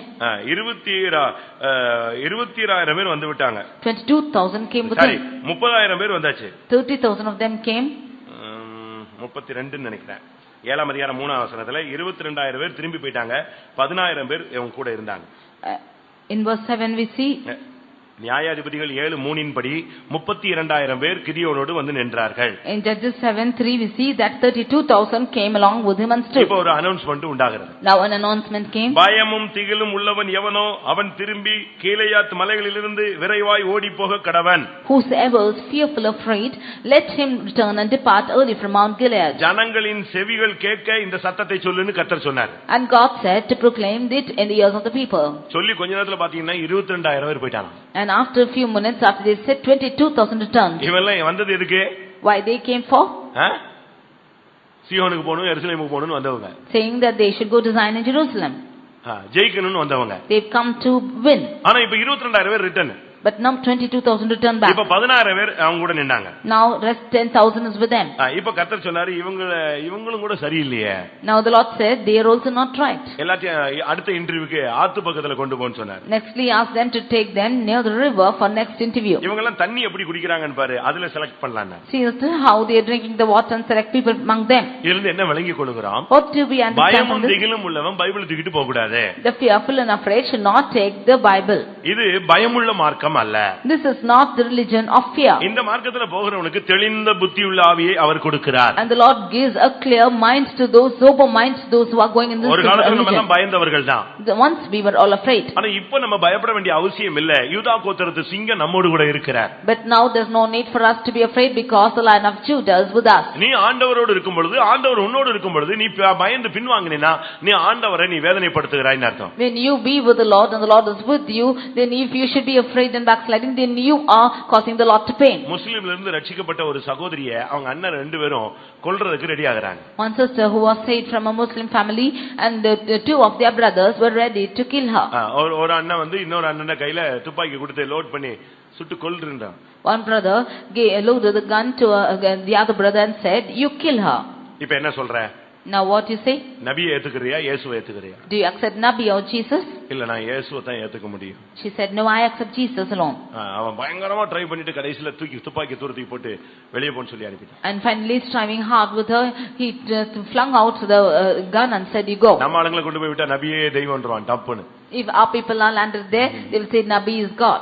நம்மள அநேகருக்கு முதுகெலும்பு கிடையாது. Many of our people do not have backbone. விசுவாசத்தின் முதுகெலும்பு பாதி பேருக்கு கிடையாது. Half of them do not have the backbone of faith. அந்த கிறிஸ்துவின் மேல உள்ள நம்பிக்கையில அந்த முதுகெலும்பு பாதி பேருக்கு கிடையாது. They do not have the hope upon Christ, which is the backbone. பயமுள்ள ஆவி நமக்குள்ள தேவன் கொடுக்கவே இல்ல. The Lord has not given us the spirit of fear. இந்த பயம் இருந்தா இந்த மார்க்கத்துல நீ முன்னேறி போக முடியாது. If you have this fear, you cannot go on in this religion. யோபுவினுடைய வாழ்க்கையை நீங்க படிச்சீங்கன்னா, when you read the life of Job, Uthaman, he was upright, சன்மார்க்கன், he was an upright person, பொல்லாப்புக்கு விலகினவன், one who eschewed evil, தேவனுக்கு பயந்தவன், one who feared the Lord. ஆனாலும் yet ஒரு பயத்தின் ஆவி அவனுக்குள்ள இருந்துச்சு. a spirit of fear was under him. எல்லாத்தையும் கொடுத்தாரு, he gave everything, எல்லாத்தையும் எடுப்பார்ல, he will take also.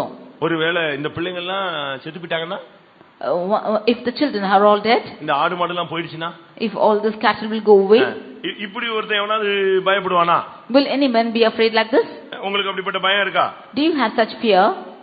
யோபு 3:25 நான் பயந்த காரியம் எனக்கு நேரிட்டது, நான் அஞ்சினது எனக்கு வந்தது. Job 3:25 says, the thing which I greatly feared is come upon me. நீ எவ்வளவுதான் உத்தமனா இரு, ஆனா பயத்தின் ஆவிக்கு இடம் கொடுத்தினா நீ பயந்தது உனக்கு நேரிடும். How much ever upright you are, if you give room for the spirit of fear, what you are afraid will come to you. நான் அப்படி சில நிமிடங்கள்ல யோசிச்சிருக்கிறேன். For some times I have thought about this. இப்ப நம்ம போறமே accident ஆயிருமோ அப்படின்னு யோசிச்சேன்.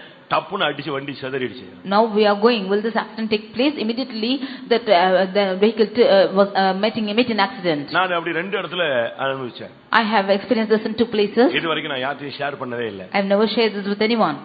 அடிச்சு அப்படியே வண்டில சினிமா எல்லாம் தோத்து போற மாதிரி போச்சு. And the vehicle dashed and it just was like in cinema. ஆனா நான் யோசிக்கிறேன், போகும்போது நான் அந்த தாட் எனக்குள்ள வந்துச்சு. But I never thought of it, but the thought came into me when I went. இந்த அரண்டவனுக்கு இருண்டதெல்லாம் என்னது? பேய். அதேதான் எனக்கு அந்த நேரத்துல இன்னைக்கு போறமே அப்படின்னு யோசிச்சா அன்னைக்கு accident. One who is afraid of every darkness is like a devil. Like this, if நீ உத்தமனா இருக்கலாம், தேவனுக்கு பயந்தவனா இருக்கலாம், பொல்லாப்புக்கு விலகினவனா இருக்கலாம், ஆனா பயமுள்ள ஆவிக்கு இடம் கொடுத்தீனா பயந்த காரியம் உனக்கு என்ன செய்யும்? நேரிடும். You might be a perfect and upright and one who fear God and eschew evil, but if you should fear, then what you are afraid of will come to you. இந்த ஆவிகள் எல்லாம் உனக்கு கீழ்ப்படியணும். அந்த 70 பேர் வந்து சொன்னாங்க, எங்களுக்கு இந்த ஆவிகள் கீழ்ப்படிகிறது. All the spirits will be subjected to you, because the 70 of them said all the spirits are subject to us. இந்த ஆவி வந்த உடனே இயேசுவின் நாமத்திலே போன்னு சொல்லணும். இயேசு உடனே சொன்னார், அப்பாலே போ சாத்தானே. When the spirit come to you, you should say, get the hand Satan, because Jesus said, you get the hand Satan. அந்த ஆவி உடனே அவனை விட்டு வெளியே ஓடிச்சு. And immediately the spirit went out from him. இன்னைக்கு இந்த ஆவிகள் எல்லாம் வெளியே போக வேண்டிய ஒரு நேரம் இதுதான். Now this is the time when these spirits should go out of us. 1 கொரிந்தியர் 1 Corinthians 2ஆம் அதிகாரம் chapter 2 12ஆம் வசனம். verse 12. 1 கொரிந்தியர் 2:12. நாங்களோ உலகத்தின் ஆவியை பெறாமல் தேவனால் எங்களுக்கு அருளப்பட்டவைகளை அறியும்படிக்கு தேவனிடத்திலிருந்து புறப்படுகிற ஆவியை பெற்றோம். நாங்களோ உலகத்தின் ஆவியை பெறாமல். But we have received not the spirit of the world. ஒரு கிறிஸ்தவனுக்கு உலகத்தின் ஆவி தேவையில்லை. The Christian does not need the spirit of the world. நாம் இந்த உலகத்துல தான் இருக்கிறோம், ஆனா உலகத்தான் அல்ல. We are in this world, but we do not belong to this world. இயேசு சொன்னார், நான் உலகத்தான் அல்ல. Jesus said, I am not of the world. நீங்களும் உலகத்தான் அல்ல. Ye are not of the world. உலகத்தான் அல்லாதபடினால் உலகம் உங்களை பகைக்கிறது. Because ye are not of the world will hate you. உலகத்துக்குரியவன உலகம் பகைக்காது. Those who belong to the world will not hate them.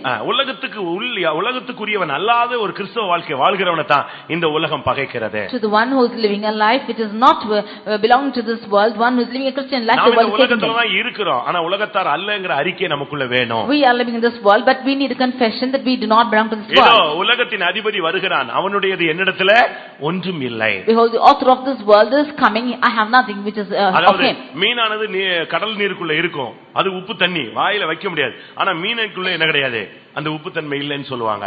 They will say that the fish is in the sea, but the sea is full of salt, but there's no saltiness in this fish. அதுபோல like this, நம்முடைய ஜீவியத்தில் நாம் உலகத்தில் இருந்தாலும் உலகத்தின் ஆவி நமக்குள்ள இருக்க கூடாது.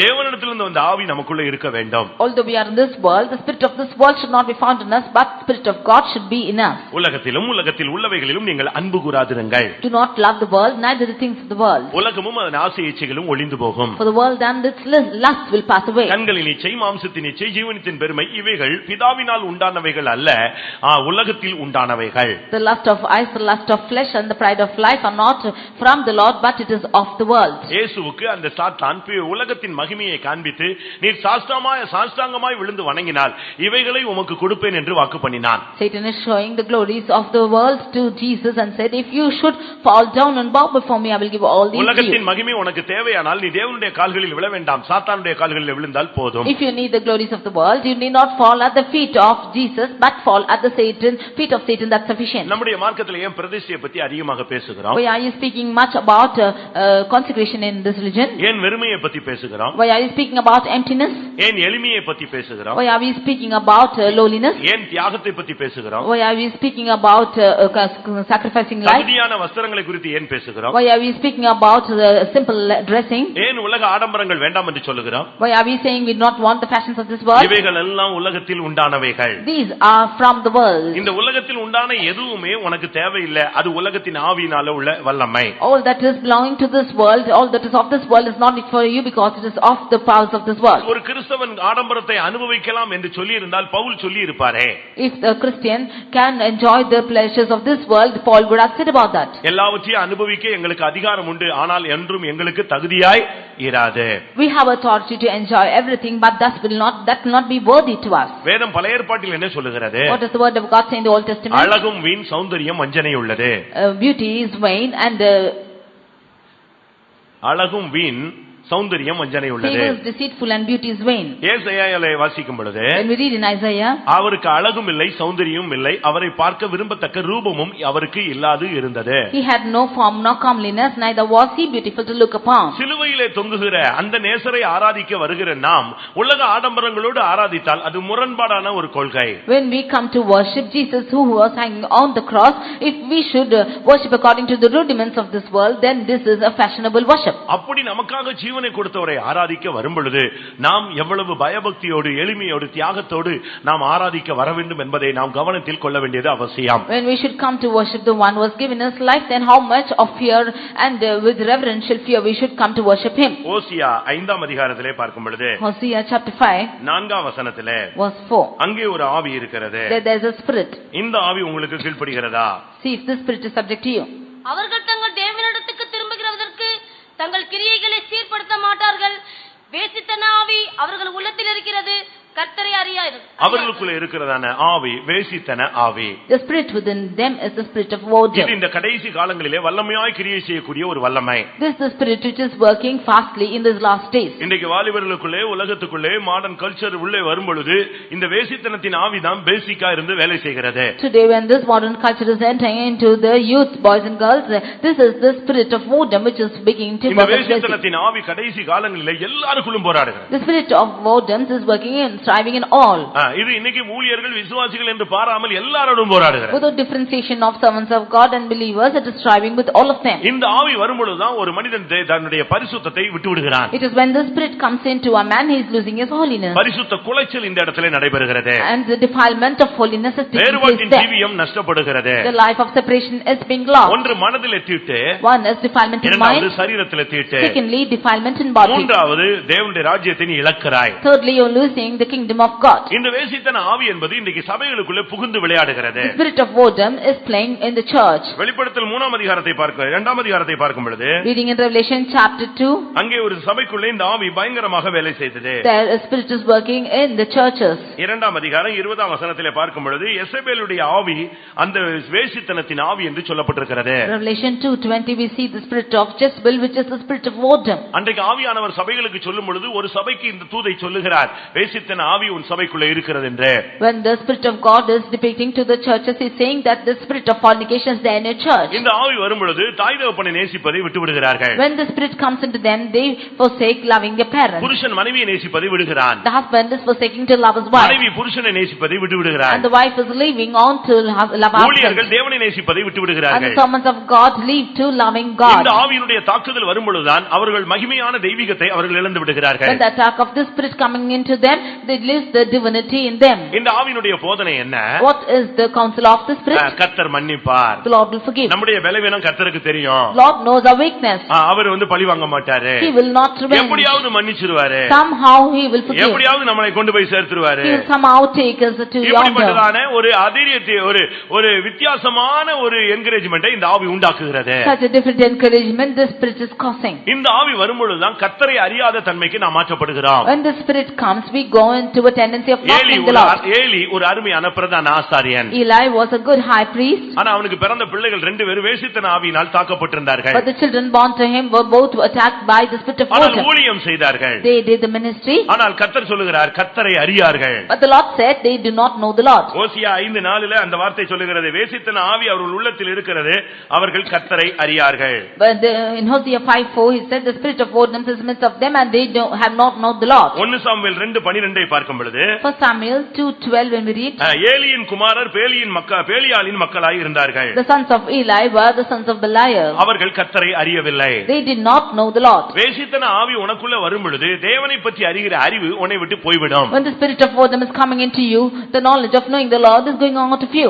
லூக்கா 13ஆம் அதிகாரம் 11ஆம் வசனத்தை பார்க்கும் பொழுது Luke 13:11, அங்கே என்ன சொல்லப்பட்டிருக்கிறது? what it said there? ஒரு பெண்ணை பலவீனப்படுத்தும் ஆவி தாக்கினது. A spirit, a woman was attacked by the spirit of infirmity. அது 18 வருடமாய் அவளுடைய வாழ்வை அழித்தது. And that has lost her life for 18 years. அவளை நிமிர விடாமல் தடுத்தது. It did not allow her to be lifted up. ஆனாலும் அவள் ஜெபாலயத்திலே வந்து கொண்டே இருந்தாள். But she kept coming to the temple of God. இன்னைக்கு அநேகருக்கு வியாதி இல்ல, ஆனா வீக்னஸ் இருக்கிறது. Today many of them don't have sickness but weakness. ஒரு சகோதரன் மின்சாரத்திலே தாக்கப்பட்டிருந்தார். A brother was attacked by electricity.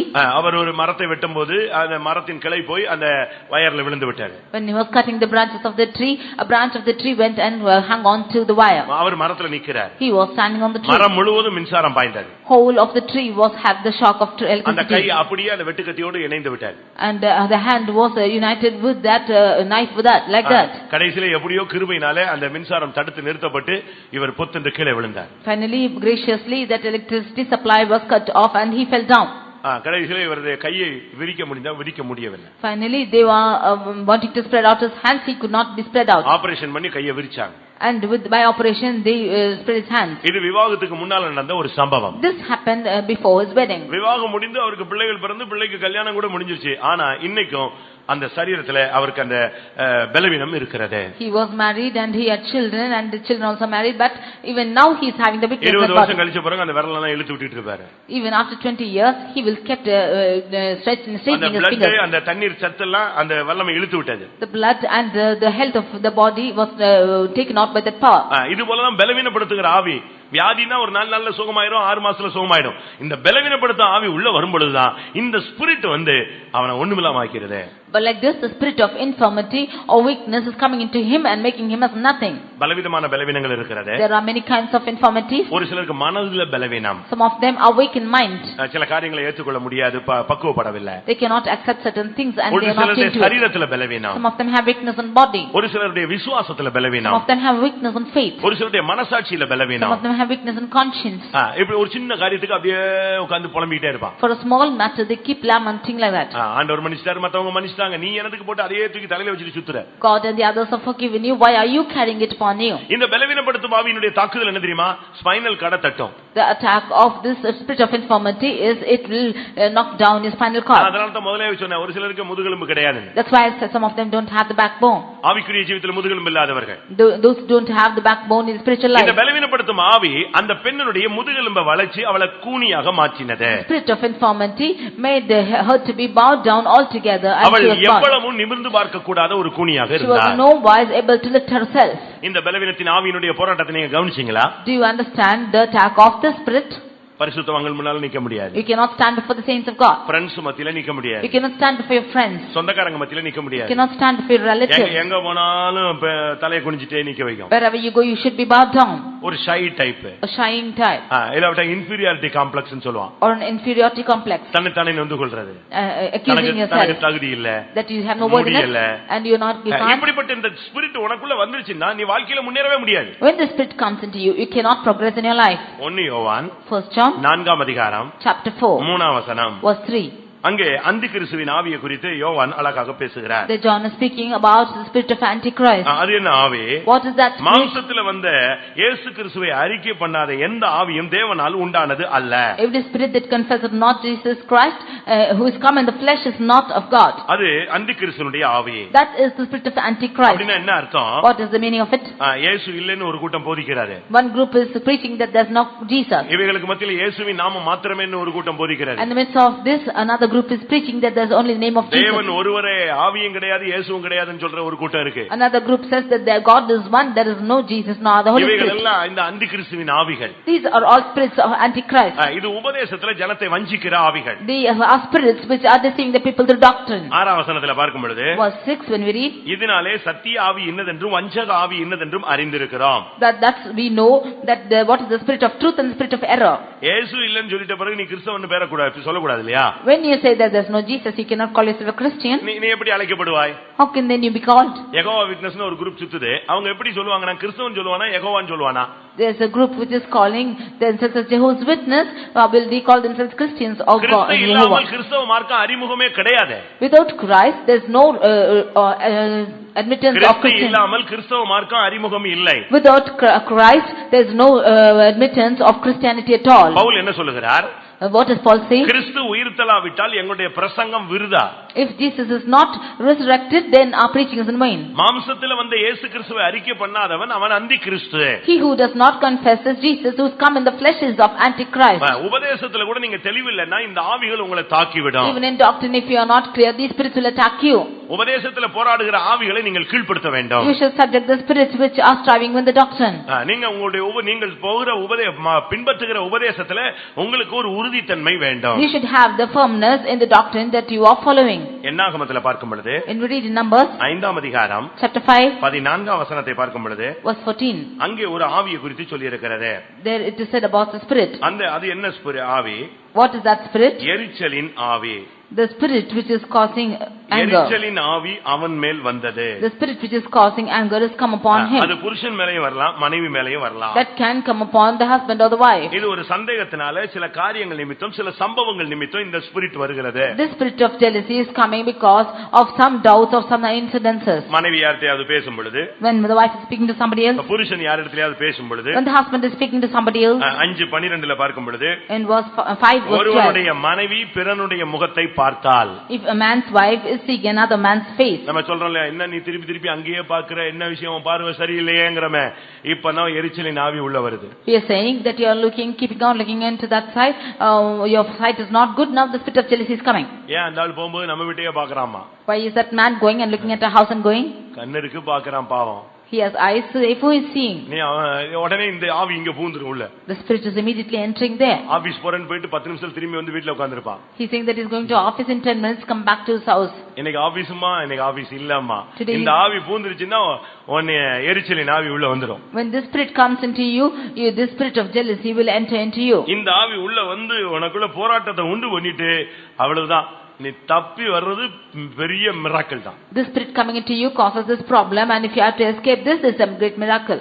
இந்த ஆவிக்கு மட்டும் நீங்க தயவு செய்து புருஷனோ மனைவியோ பிள்ளைகளோ யாரும் இடம் கொடுத்துறாதீங்க. The husband, wife or children, you please do not give room to this spirit at all. இந்த ஆவி வந்துச்சுன்னா தூக்கம் வராது. If this spirit comes, you cannot sleep. ஒரு சகோதரிக்கு இந்த ஆவி வந்துருச்சு. One sister was caught by the spirit. அவர் நல்ல ட்ரெஸ் பண்ணிட்டாருன்னா இதுதான் வாங்கி கொடுத்துருக்கோம். If he is dressed properly, she only would have got the dress for him. இதுதான் கடையில போய் வாங்கிட்டு வருது. She only is purchasing that dress. But அவர் அன்னைக்கு போட்டாருன்னா, But if he should put on the dress, எனக்கு எதுக்கு இந்த ட்ரெஸ் போடுறீங்க? why are you wearing on this dress? நீ தானே வாங்கி கொடுத்தா போட்டேன். இல்ல இன்னைக்கு எதுக்கு போடுறீங்க அதான் தெரியல. He'll say that you only got me, therefore I am wearing on. Why are you putting on today? அங்க இருந்து இவரு ஆபீஸ் பண்ண உடனே போன் பண்ணும். When he goes to office, she'll call up. அவன் வந்து business man. He's a businessman. ஒவ்வொரு ஆபீஸ்க்கா போவான். He has to go from office to office. டக்குன்னு போன் பண்ணும். She'll call up. இவன் எடுத்து அலோன்னா, If he says hello, அவன் கடையில நிக்கிறான்னு வச்சுக்கோங்களேன், அங்க ஒரு குழந்தை அழுதுருச்சுன்னா, என்னது கடையில இல்லையே நீ, குழந்தை அழுகிற சத்தம் கேட்டுச்சாமா. if there's a child which is crying in the shop, then she'll ask us to what the sound of the child. அதுக்கு பிறகு போன் ஆஃப் பண்ண கூடாது. And after that he should not switch off the phone. ரெண்டு பேருக்கு free தானே, ஏன் phone of பண்ற? Why are you switching the phone? Because it's free for us. ரெண்டு பேருக்கு free. For both of them அது free. ஜோடி நம்பர். ஆனா அப்படினால ரெண்டு பேருக்கு ஃப்ரீ. ஆனா அப்படினால நீ ஏன் போன் ஆஃப் பண்ற? காசு இல்லல்ல. நீ உண்மையான ஆள் தான் போன் ஆன்லயே வை. அப்ப 24 hours ஆன்ல பண்ணிட்டே வண்டியில போணும், கடைக்கு போணும், வீட்டுக்கு வரணும். அதை விட அவன் கல்யாணம் கட்டாம எங்கள மாதிரி வந்திருந்தானா நல்லா இருப்பான். Because that number is in pairs, she'll ask him to switch on the phone and never put it off. Then he has to keep it on for 24 hours. For that he should have come to ministry without getting married. அதான் ஒரு pastor பிரசங்கம் பண்ணும்போது அழகா சொன்னாரு. That is one pastor was preaching, he said like this. அருமையான ஒரு பிரசங்கம் பண்ணாரு. He gave a beautiful message. விவாகம் யாவருக்குள்ளும் கனம் உள்ளது. Marriage is honorable in all. விவாகம் என்பது தமிழ் வார்த்தை அல்ல, அது சமஸ்கிருத வார்த்தை. Marriage is not the word which is uttered in Tamil, but it's a word of Sanskrit. விவா அப்படினா ஒரு பெரிய கல்லுன்னு அர்த்தம். If it is viva, it is called as a big stone. ஹம்முன்னு சொன்னா இன்னும் பெரியதுன்னு அர்த்தம். If it is hum, it is even greater. அப்படினா என்ன அர்த்தம்? Therefore, what's the meaning of it? இன்னைக்கு ஒரு கழுத்துல ஒரு பெரிய கல்லை கட்டி விட்டாருன்னு அர்த்தம். Today they hang a great stone in his neck. சமஸ்கிருதத்துல போய் படிச்சு பாருங்கன்னாரு. எனக்கு ஆச்சரியமா இருந்துச்சு. பரவாயில்ல, அவன் சமஸ்கிருதத்துல சொல்லிட்டா நம்மால எல்லாத்துக்கும் இன்னைக்கு இந்துக்கெல்லாம் போறாங்க, அவங்க இயேசுவை பத்தி தான் சமஸ்கிருதத்துல ஓதுறான், அவனுக்கு என்ன புரியுது? அதே மாதிரி விவாகம் கல், ஹம் பெரிய கல் கட்டிட்டான், ஸ்ட்ராங்கா மூணு முடிச்சு இறுக்கி போட்டான், அவுத்துறவே கூடாதுடா, சாகுற வரைக்கும் இந்த கல்லை கட்டி கழுத்துல கட்டி எந்திர கல்லை கட்டின மாதிரியே கட்டிட்டு சுத்துன்னு சொல்லி. He said that it's a word in Sanskrit, and the great stone is hung on your neck. Even until your death, you have to carry on this heavy stone. இந்த ஆவி எரிச்சலின் ஆவி உள்ள வந்துருச்சுன்னா இந்த கல் 7 மடங்கு பாரமாகும். When the spirit of jealousy comes into you, this stone becomes heavier 7 times. கல்யாணம் கட்டும்போது பஞ்சு மாதிரி இருக்கும், தண்ணில முக்கி பாரு எவ்வளவு வெயிட்டா இருக்குன்னு பாரு. When you're getting wedded, it will be like the wool, but when like the cotton, but if you should dip in water, see how heavy it is. அப்படியே வானத்துல மிதந்த மாதிரி இருக்கும், அப்படியே தண்ணில பஞ்ச முக்கிட்டா பாதாளத்துல இறங்குறது மாதிரி இருக்கும். It will be as though you're flying in the air, but if you should dip in the water, it will be as though you're sunken in that hell. Paradise Lost னு காலேஜ்ல ஒரு புக் இருக்கு, இப்ப ஒரு subject இருக்கு, படிச்சிருக்கீங்களா? Have you read of a subject of Paradise Lost in colleges? கண்ணு தெரியாத ஒரு கவிஞர் மில்டன் எழுதின ஒரு புத்தகம் தான் Paradise Lost. It's a poet written by a blind person who is Milton, and that is Paradise Lost. கல்யாணம் கட்டின பிறகு எழுதினார் அந்த புக்கை. கண்ணு தெரியாத ஆளு கல்யாணம் கட்டின பிறகு எழுதுறான் சொர்க்கத்தை இழந்தேன். He who is blind is writing a book after his marriage saying that he's lost his paradise. காலேஜ்ல இருக்கா அந்த புக்கே சப்ஜெக்ட் இருக்கா? அடுத்து கொஞ்ச நாள் கழிச்சு அந்த மனைவி செத்து போயிட்டா. Nextly, the wife died after some days. அடுத்து ஒரு புக் எழுதினா. Next he wrote a book. என்னது? Paradise Gained. மீண்ட சொர்க்கம். The Paradise Gained. படிச்சீங்க நான் சொல்றது ஜோக் இல்ல. This is not joke what I say. காலேஜ்ல இருக்கு சப்ஜெக்ட் படிச்சிட்டு தான் நீ அந்த புக் எல்லாம் படிச்சிட்டு வந்து ஊழியத்துக்கு வர மாட்டேங்கறான். After reading all these books also he is not coming to this ministry. இந்த சப்ஜெக்ட் எல்லாம் படிச்சு கூட அவனுக்கு தெளிவே வரல.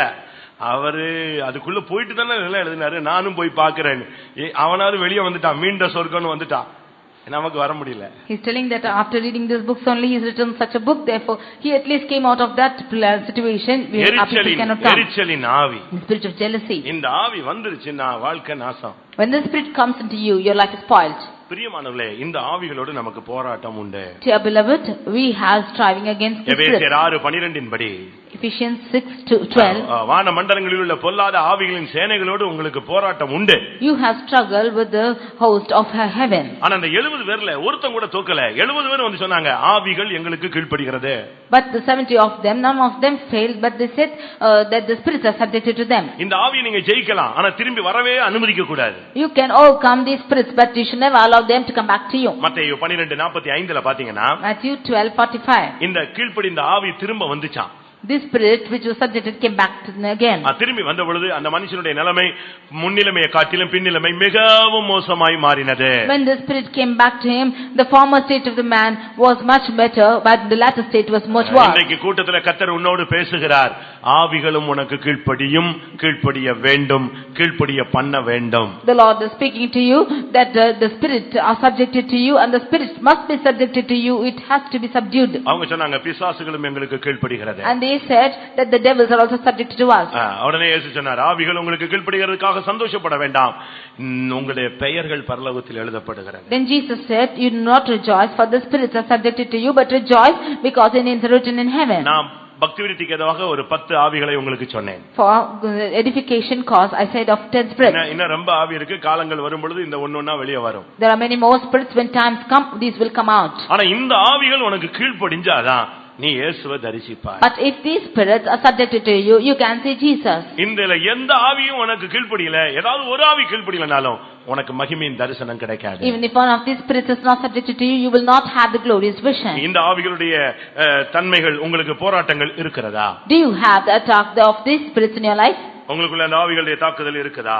How you attacked by these spirits? கருத்து வேறுபாடுகள், Difference of opinions, தாறுமாறாய் controlless life, a life which is without control, கனநித்திரையின் போராட்டங்கள், the spirit of deep sleep, பொய்யின் போராட்டங்கள், the spirit of lying, பயத்தின் ஆவி, and the spirit of fear, உலகத்தின் ஆவி, the spirit of the world, வேசித்தனத்தின் ஆவி, the spirit of fornication, பலவீனத்தின் ஆவி, the spirit of infirmity, உபதேசத்தில் உள்ள போராட்ட வஞ்சக அந்திகிறிஸ்துவின் ஆவி, and the spirit of antichrist which is the deception of doctrine, சந்தேகங்கள், எரிச்சலின் ஆவி, the spirit of jealousy or the இந்த spirit of anger. ஆவிகளை நீங்கள் இன்றைக்கு கீழ்ப்படுத்த வேண்டும். You should subject these spirits within you. ஒரு 10 பேர் வந்துட்டு எங்களுக்கு கீழ்ப்படிஞ்சா 60 பேர் இல்லங்க நாங்க துரத்தி பார்த்தாங்க போகல எல்லாம் சொல்ல 70 பேர் வந்து சொன்னா ஆண்டவரே ஆவிகள் எங்களுக்கு என்ன செய்கிறது கீழ்ப்படிகிறது. 10 of them coming and saying that the spirits have fled, and 60 of them they said did not say that the spirits are not subjected, but 70 of them said that the spirits are subjected to us. வேசித்தன ஆவியை கீழ்ப்படுத்து. You subject the spirit of boredom. பலவீனப்படுத்துற ஆவியை கீழ்ப்படுத்து. You subject the spirit of infirmity. Weakness னு சொல்லிக்கிட்டே இருக்காத. சந்தேகம் சந்தேகம்னு கண்ணல கண்ணாடியை மாத்தி மாத்தி colour போட்டுக்கிட்டே இருக்காத. Don't keep saying it's weakness and doubt and change your spectacles in your eyes. இன்னும் உபதேசத்துல குழம்பிக்கிட்டு தெருவாக சபை சபையாக சுத்தாதே. You do not still be confused with the doctrines and go from street to street. பயமுள்ள ஆவிக்கு இடம் கூடாதே. Don't give room for the spirit of fear. உலகத்தின் ஆடம்பரங்கள்ல போய் சிக்கிக் கொள்ளாதே. Do not be entangled with the fashions of this ஜெப world. நேரத்துல தூங்கி உன்னுடைய மேன்மையை இழந்து விடாதே. Don't sleep in the prayer time and lose your greatness. ஆவியானவரால் உன்னுடைய வாழ்க்கை கட்டுப்படுத்தப்படட்டும். Your spirit, your life should be controlled with spirit of கருத்து வேறுபாடுகளே வேண்டாம். You should not have difference of opinion. கடைசியாக Finally, ஆவிகள் உனக்கு கீழ்ப்படிந்து உன்னை விட்டு இந்த ஆவிகள் எல்லாம் போனாதான் இயேசுவின் தரிசனம் உனக்கு கிடைக்கும். If the spirits are subjected to you and the spirits are fleeing away from you, you will have the vision of Jesus. ஒரு வசனத்தை சொல்லி முடிக்கிறேன். I say a verse and conclude. Mark 16 அதிகாரம் Mark 16 9-10. verses 9 and 10. மார்க் 16 9-10. வாரத்தின் முதலாம் நாள் அதிகாலையில் இயேசு எழுந்திருந்த பின்பு மகதலேனா மரியாளுக்கு முதல் தரிசனமானார். அவர்களிடத்திலிருந்து அவர் 7 பிசாசுகளை துரத்தி இருந்தார். பாத்தீங்களா? வாரத்தில் முதல் நாள் அதிகாலையிலே இயேசு உயிரோடு எழுந்திருந்த பின்பு மகதலேனா மரியாளுக்கு தரிசனமானார். When Jesus was risen early in the first day of the week, he appeared first to Mary Magdalene. அவளை எப்படி இன்ட்ரோ듀ce பண்றாங்க பாருங்க. See how they introduced her. அவளிடத்திலிருந்து அவர் 7 பிசாசுகளை துரத்தி இருந்தார். Out of her he cast 7 devils. அந்த 7 பிசாசுகள் துரத்தப்பட்ட அந்த பெண்ணுக்கு தான் இயேசு முதல் தரிசனமானார். எந்த அப்போஸ்தலனுக்கும் தரிசனமாகவில்லை. It was to that lady who from whom he cast out 7 devils, Jesus appeared firstly. இதுக்குள்ள மறைந்திருக்கிற சத்திய உபதேசம் என்ன? What is the doctrine or the truth? நீ அப்போஸ்தலனா இருக்கலாம், விசுவாசியா இருக்கலாம், யாரா இருக்கலாம். ஆவிகள் கீழ்ப்படிந்து ஆவிகள் உன்னை விட்டு துரத்தப்பட்டிருந்தால் தான், உனக்கு ஆவிகளுடைய போராட்டங்களிலிருந்து விடுதலை இருந்தால் தான் நீ இயேசுவை உயிர்த்தெழுந்த இயேசுவை தரிசிக்க முடியும். You might be an apostle or a believer or anybody person who is concerned, but if the spirits are chased out of you, only then you will have the vision of Jesus. எத்தனை பேருக்கு இந்த ஆவிகளுடைய போராட்டங்கள் இருக்கிறது? How many of you have the struggle of these spirits? எத்தனை பேர் இந்த ஆவிகள் கீழ்ப்படுத்தப்பட வேண்டும் என்று வாஞ்சிக்கிறீர்கள்? How many of you desire these spirits should be subjected to you? உன் கண்ணை மூடும்போது நீ சொல்லணும், ஆவிகள் எனக்கு கீழ்ப்படிந்தது. When you close your eyes, you should say that the spirits are subjected to me. முடியும்போது ஆவிகள் எனக்கு கீழ்ப்படிந்தது என்று சொல்ல வேண்டும். At the end of your race, you should say that the spirits are subjected to me. ஒவ்வொரு நாளும் உன்னுடைய வாழ்க்கையில் இந்த 10 விதமான ஆவிகள் போராடும். இந்த ஆவிகள் நீ கீழ்ப்படுத்த வேண்டியது அவசியம். Every day these 10 kinds of spirits will be starting with you. You should subject them every day. இந்த ஆவிகள் எனக்கு கீழ்ப்படிய வேண்டும் என்று விரும்புகிறவர்கள் கண்களை மூடுங்கள். All those who desire these spirits to be subjected to you, close your eyes. இந்த பிசாசுகள் உங்களுக்கு கீழ்ப்படிய வேண்டுமானால் நீங்கள் கண்களை மூடுங்கள். If these spirits, if the devil should be subjected to you, you close your eyes. தேவனுக்கு கீழ்ப்படியுங்கள், பிசாசுக்கு எதிர்த்து நில்லுங்கள். Subject to God and resist devil. அப்பொழுது அவன் உங்களை விட்டு ஓடி போவான். Then he shall flee from you. மன அழுத்தம் ஒரு ஆவி. The compression of mind is ஒரு a spirit. பயமும் திகிலும் ஒரு ஆவி. The spirit of fear is a trembling is a spirit. பொய்யின் வார்த்தைகள் ஒரு ஆவி. Lying words is a spirit. கன நித்திரை அது பலவீனம் அல்ல, அது ஒரு பொல்லாத ஆவி. Deep sleep is not a weakness but an evil spirit. கர்த்தாவே எனக்கு அதிலிருந்து விடுதலை வேண்டும், நான் அந்த வல்லமைகளை கீழ்ப்படுத்தி ஜெயிக்க விரும்புகிறேன், எனக்கு அந்த வல்லமைகள் கீழ்ப்படிய வேண்டும் என்று சொல்லுகிறவர்கள் முழங்கால் படியிடுவார். All those who say that you need a deliverance from these spirits and the Lord should deliver me, you all kneel down. நீ பேதுருவாக இருக்கலாம், பவுலாக இருக்கலாம், ஆனால் இந்த ஆவிகள் உன்னை விட்டு துரத்தப்படாத பட்சத்தில், அந்த ஆவிகள் உனக்கு கீழ்ப்படியாத பட்சத்தில் உயிர்த்தெழுந்த இயேசுவை நீ மகிமையிலே தரிசிக்க இயலாது. You might be Peter or Paul, but unless these spirits are not subjected and you do not chase away these spirits, you cannot see this resurrected Jesus. கர்த்தருடைய ஆவி உன்மேல் தங்கி இருந்து இந்த ஆவிகளை கீழ்ப்படுத்தட்டும். The spirit of God may it be upon you and subject these spirits. உனக்கு இந்த ஆவிகள் கீழ்ப்படிந்தால், if these spirits are subjected to you, உனக்கு இயேசுவும் தரிசனமாவார், உன் பெயரும் பரலோகத்தில் எழுதப்படும், நீ மிகுந்த சந்தோஷத்தோடு நீ உள்ளே போகலாம். Jesus will appear to you, your names will be written in heaven, and with great joy you can go in. ஆம், இப்படிப்பட்ட ஆவிகளுடைய போராட்டங்கள் எனக்கு இருக்கிறது என்று எத்தனை பேர் ஒத்துக்கொள்கிறீர்கள்? How many of you accept that you have the struggle of these spirits in your life? எல்லாரும் கண்களை மூடி முழங்கால் போடுவோம். Or close your eyes and kneel down. இது தேவனுக்கு முன்பாக நாம் பணிய வேண்டிய ஒரு நேரம். This is the time when we have to bow down before our God. நல்ல முடிந்த அளவு நல்ல முழங்கால் போட்டு, கர்த்தாவே நான் சொல்லப்பட்ட இந்த வார்த்தைகள் எல்லாம் நான் கவனிச்சேன், இதுல என்னென்ன போராட்டங்கள் எனக்கு இருக்குங்கிறத நான் முடிவு பண்ணிட்டேன்.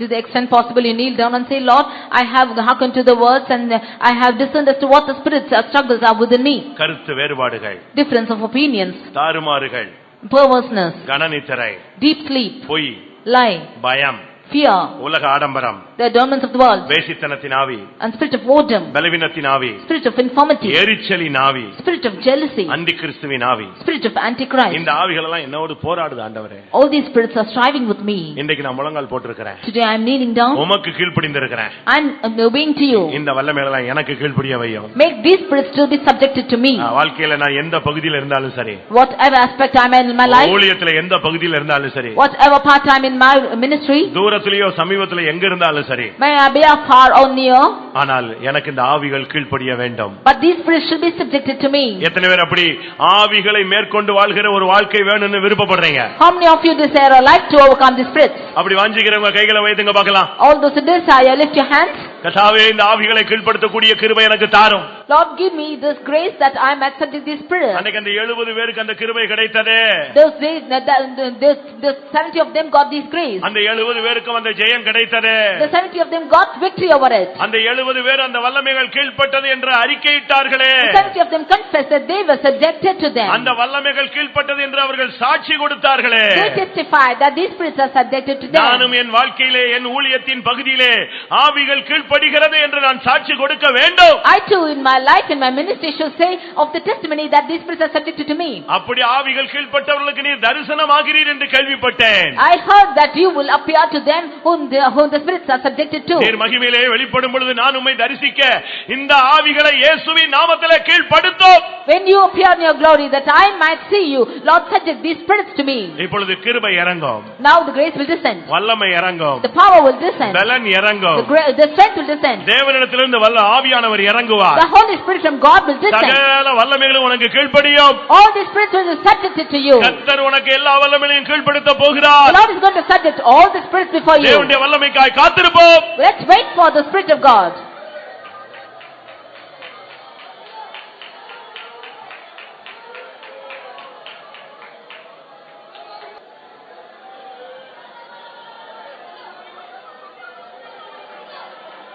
ஏய் மூடு கண்ணு மூடு கண்ணு மூடு. Hallelujah, hallelujah, hallelujah, hallelujah, hallelujah, hallelujah. Hamania hara sehmena haradene me ankara.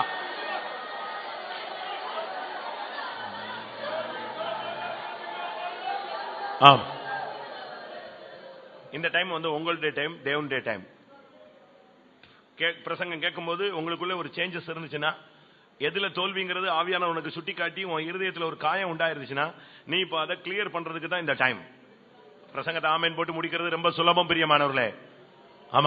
ஆனால் உனக்குள்ள அந்த பிரசங்கத்தினுடைய செயல் வரும்படியாக காத்துக் கொண்டிருக்கிறோம். எந்த ஆவியினுடைய தாக்குதல் உனக்கு உச்சகட்டமா இருக்கு? கருத்து வேறுபாடுகள் தானா? தாறுமாறுகளின் ஆவிதானா? கணனித்திரையின் ஆவிதானா? பொய்யின் ஆவிதானா? உலகத்தின் ஆவியா? வேசித்தனத்தின் ஆவியா? பயத்தின் ஆவியா? எரிச்சலின் ஆவியா? எந்த ஆவி ஒன்ற போராடுது அதிகமா? இயேசுவின் நாமத்தில் அந்த வல்லமையை கீழ்ப்படுத்து. ஆமென். நீ அபிஷேகத்தில் வரும் பொழுது நீ அதை விட மேலாக வந்து விடுகிறாய். ஹல்லேலூயா, ஹல்லேலூயா.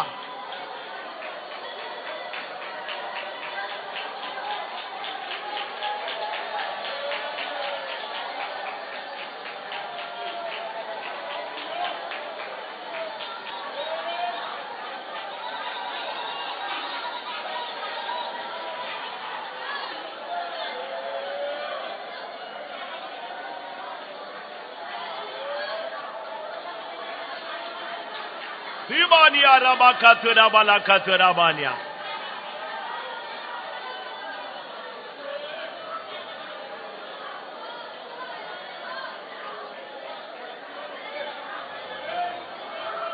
ஆமாம், உண்மையாகவே சில ஆவிகளுடைய தாக்குதல் எனக்குள்ளே சக்தி வாய்ந்ததாக இருக்கிறது. நான் அதோடு மோதி எதிர்த்து நின்று நான் ஒரு சோர்ந்து போன நிலவரத்தில் காணப்படுகிறேன் என்று யாராவது சொன்னால் கைகளை உயர்த்துங்கள். உங்களுக்காக ஒரு விசை ஜெபிக்கலாம். கணனி திரை, பொல்லாப்பு உண்டாக்கும் ஆவி, பயம், உலகத்தின் ஆவி. இப்ப கைகளை வைத்திருக்கிற ஒவ்வொருவருக்காக ஜெபிக்க போகிறோம். யாருக்கு எந்தெந்த ஆவியில கொடூரமான போராட்டம் இருக்கோ இப்பொழுது இயேசுவின் நாமத்தில் வசனத்தின் ஆதாரத்தில் ஜெபிக்கிறோம். கர்த்தர் அந்த வல்லமைகளை அந்த நபர்களுக்கு கீழ்ப்படுத்த வேண்டும்.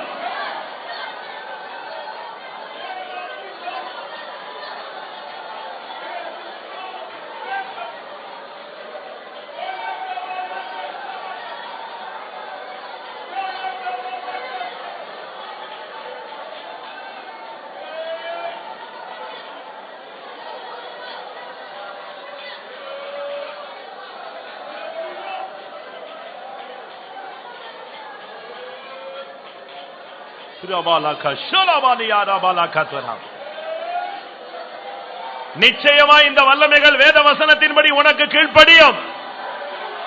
அந்த 70 பேருக்கு கீழ்ப்படுத்தின தெய்வம் உனக்கும் அந்த வல்லமைகளை கீழ்ப்படுத்துவார்.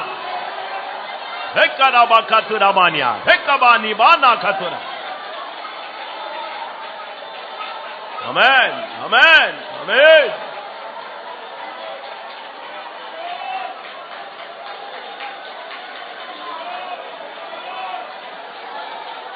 கர்த்தாவே, உம்முடைய அபிஷேகத்தினால் நான் ஜெயிப்பேன், உம்முடைய வல்லமையினால் ஜெயிப்பேன், உம்முடைய கிருபையினால் ஜெயிப்பேன்.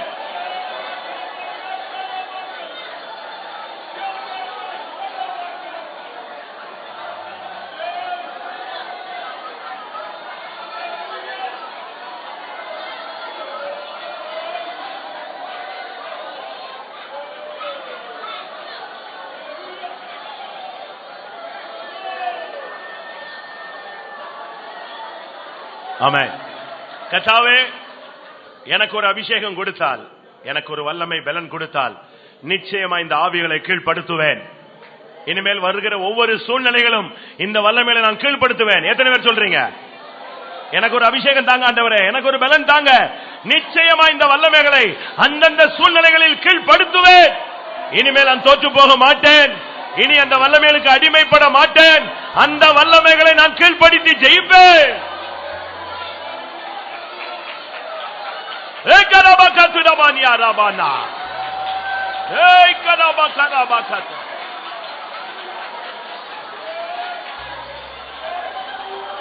Amen.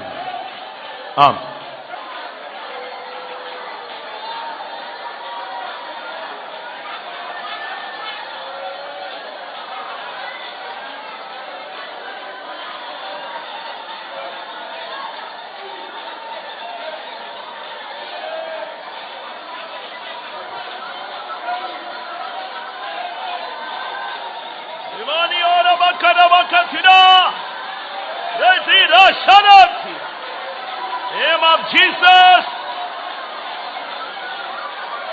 They're gonna watch us today. Hiravania Rashik.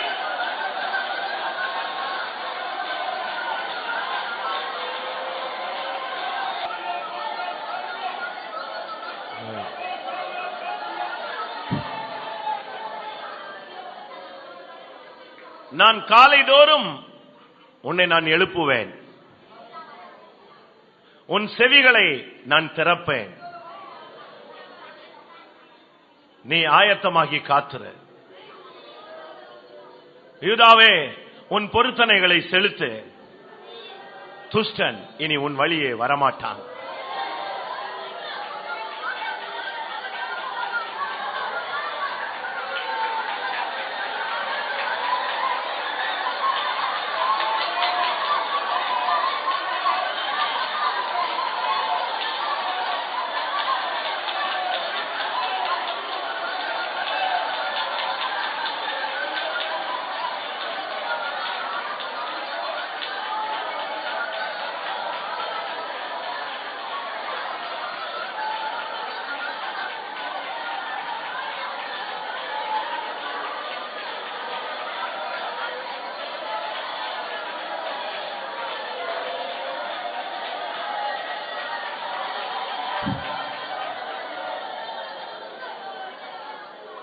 பிள்ளைகள் அற்றிருந்த உனக்கு உன் பிள்ளைகள் இடம் நெருக்கடியா இருக்கிறது என்று சொல்லுகிற நாட்கள் சமீபித்துக் கொண்டிருக்கிறது.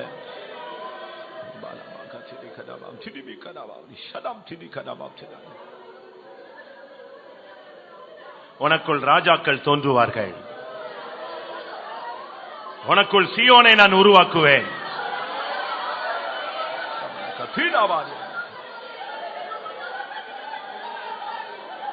உன் வழிகளில் எல்லாம் என்னை நினைத்துக்கொள்.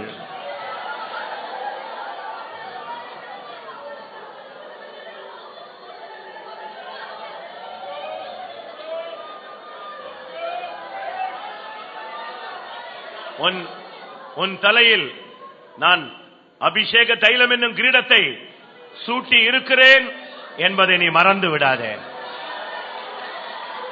நீ அதை காத்துக்கொள்.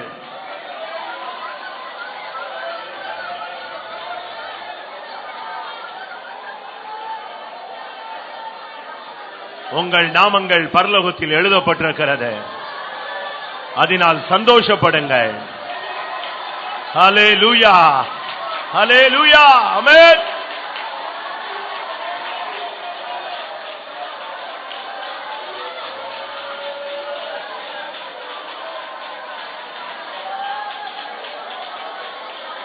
ஆமென். கர்த்தருடைய சமூகத்துக்காய் ஸ்தோத்திரம் பண்ணுவோம். ஆவிகளை நமக்கு கீழ்ப்படுத்தும்படியாக அவர் சித்தம் கொண்டபடினால ஸ்தோத்திரம் பண்ணுவோம். எந்தெந்த ஆவிகள் நம்மோடு போராடுகிறது என்பதை விலக்கி கொடுத்தபடினால ஸ்தோத்திரம் பண்ணுவோம். இந்த ஆவிகளை கீழ்ப்படுத்தும் பொழுது நாம் தேவனை தரிசிக்கலாம் என்று சொல்லிக் கொடுத்தபடினால ஸ்தோத்திரம் பண்ணுவோம். வாழ்க்கையின் பல சூழ்நிலைகளில் இந்த ஆவியின் போராட்டங்களை எதிர்த்து நின்று ஜெயித்து சகலத்தையும் கீழ்ப்படுத்தி ஜெயாளிகளாய் மாறி இயேசு வரும் பொழுது அவரை சந்திக்க உதவி செய்ய முடியாய் ஸ்தோத்திரம் பண்ணும். பிதா குமாரன் பரிசுத்த ஆவியானவருக்காய் ஸ்தோத்திரம் பண்ணும். எல்லா மகிமையும் அவருக்கே செலுத்தி ஸ்தோத்திரம் பண்ணும். ஜெபம்.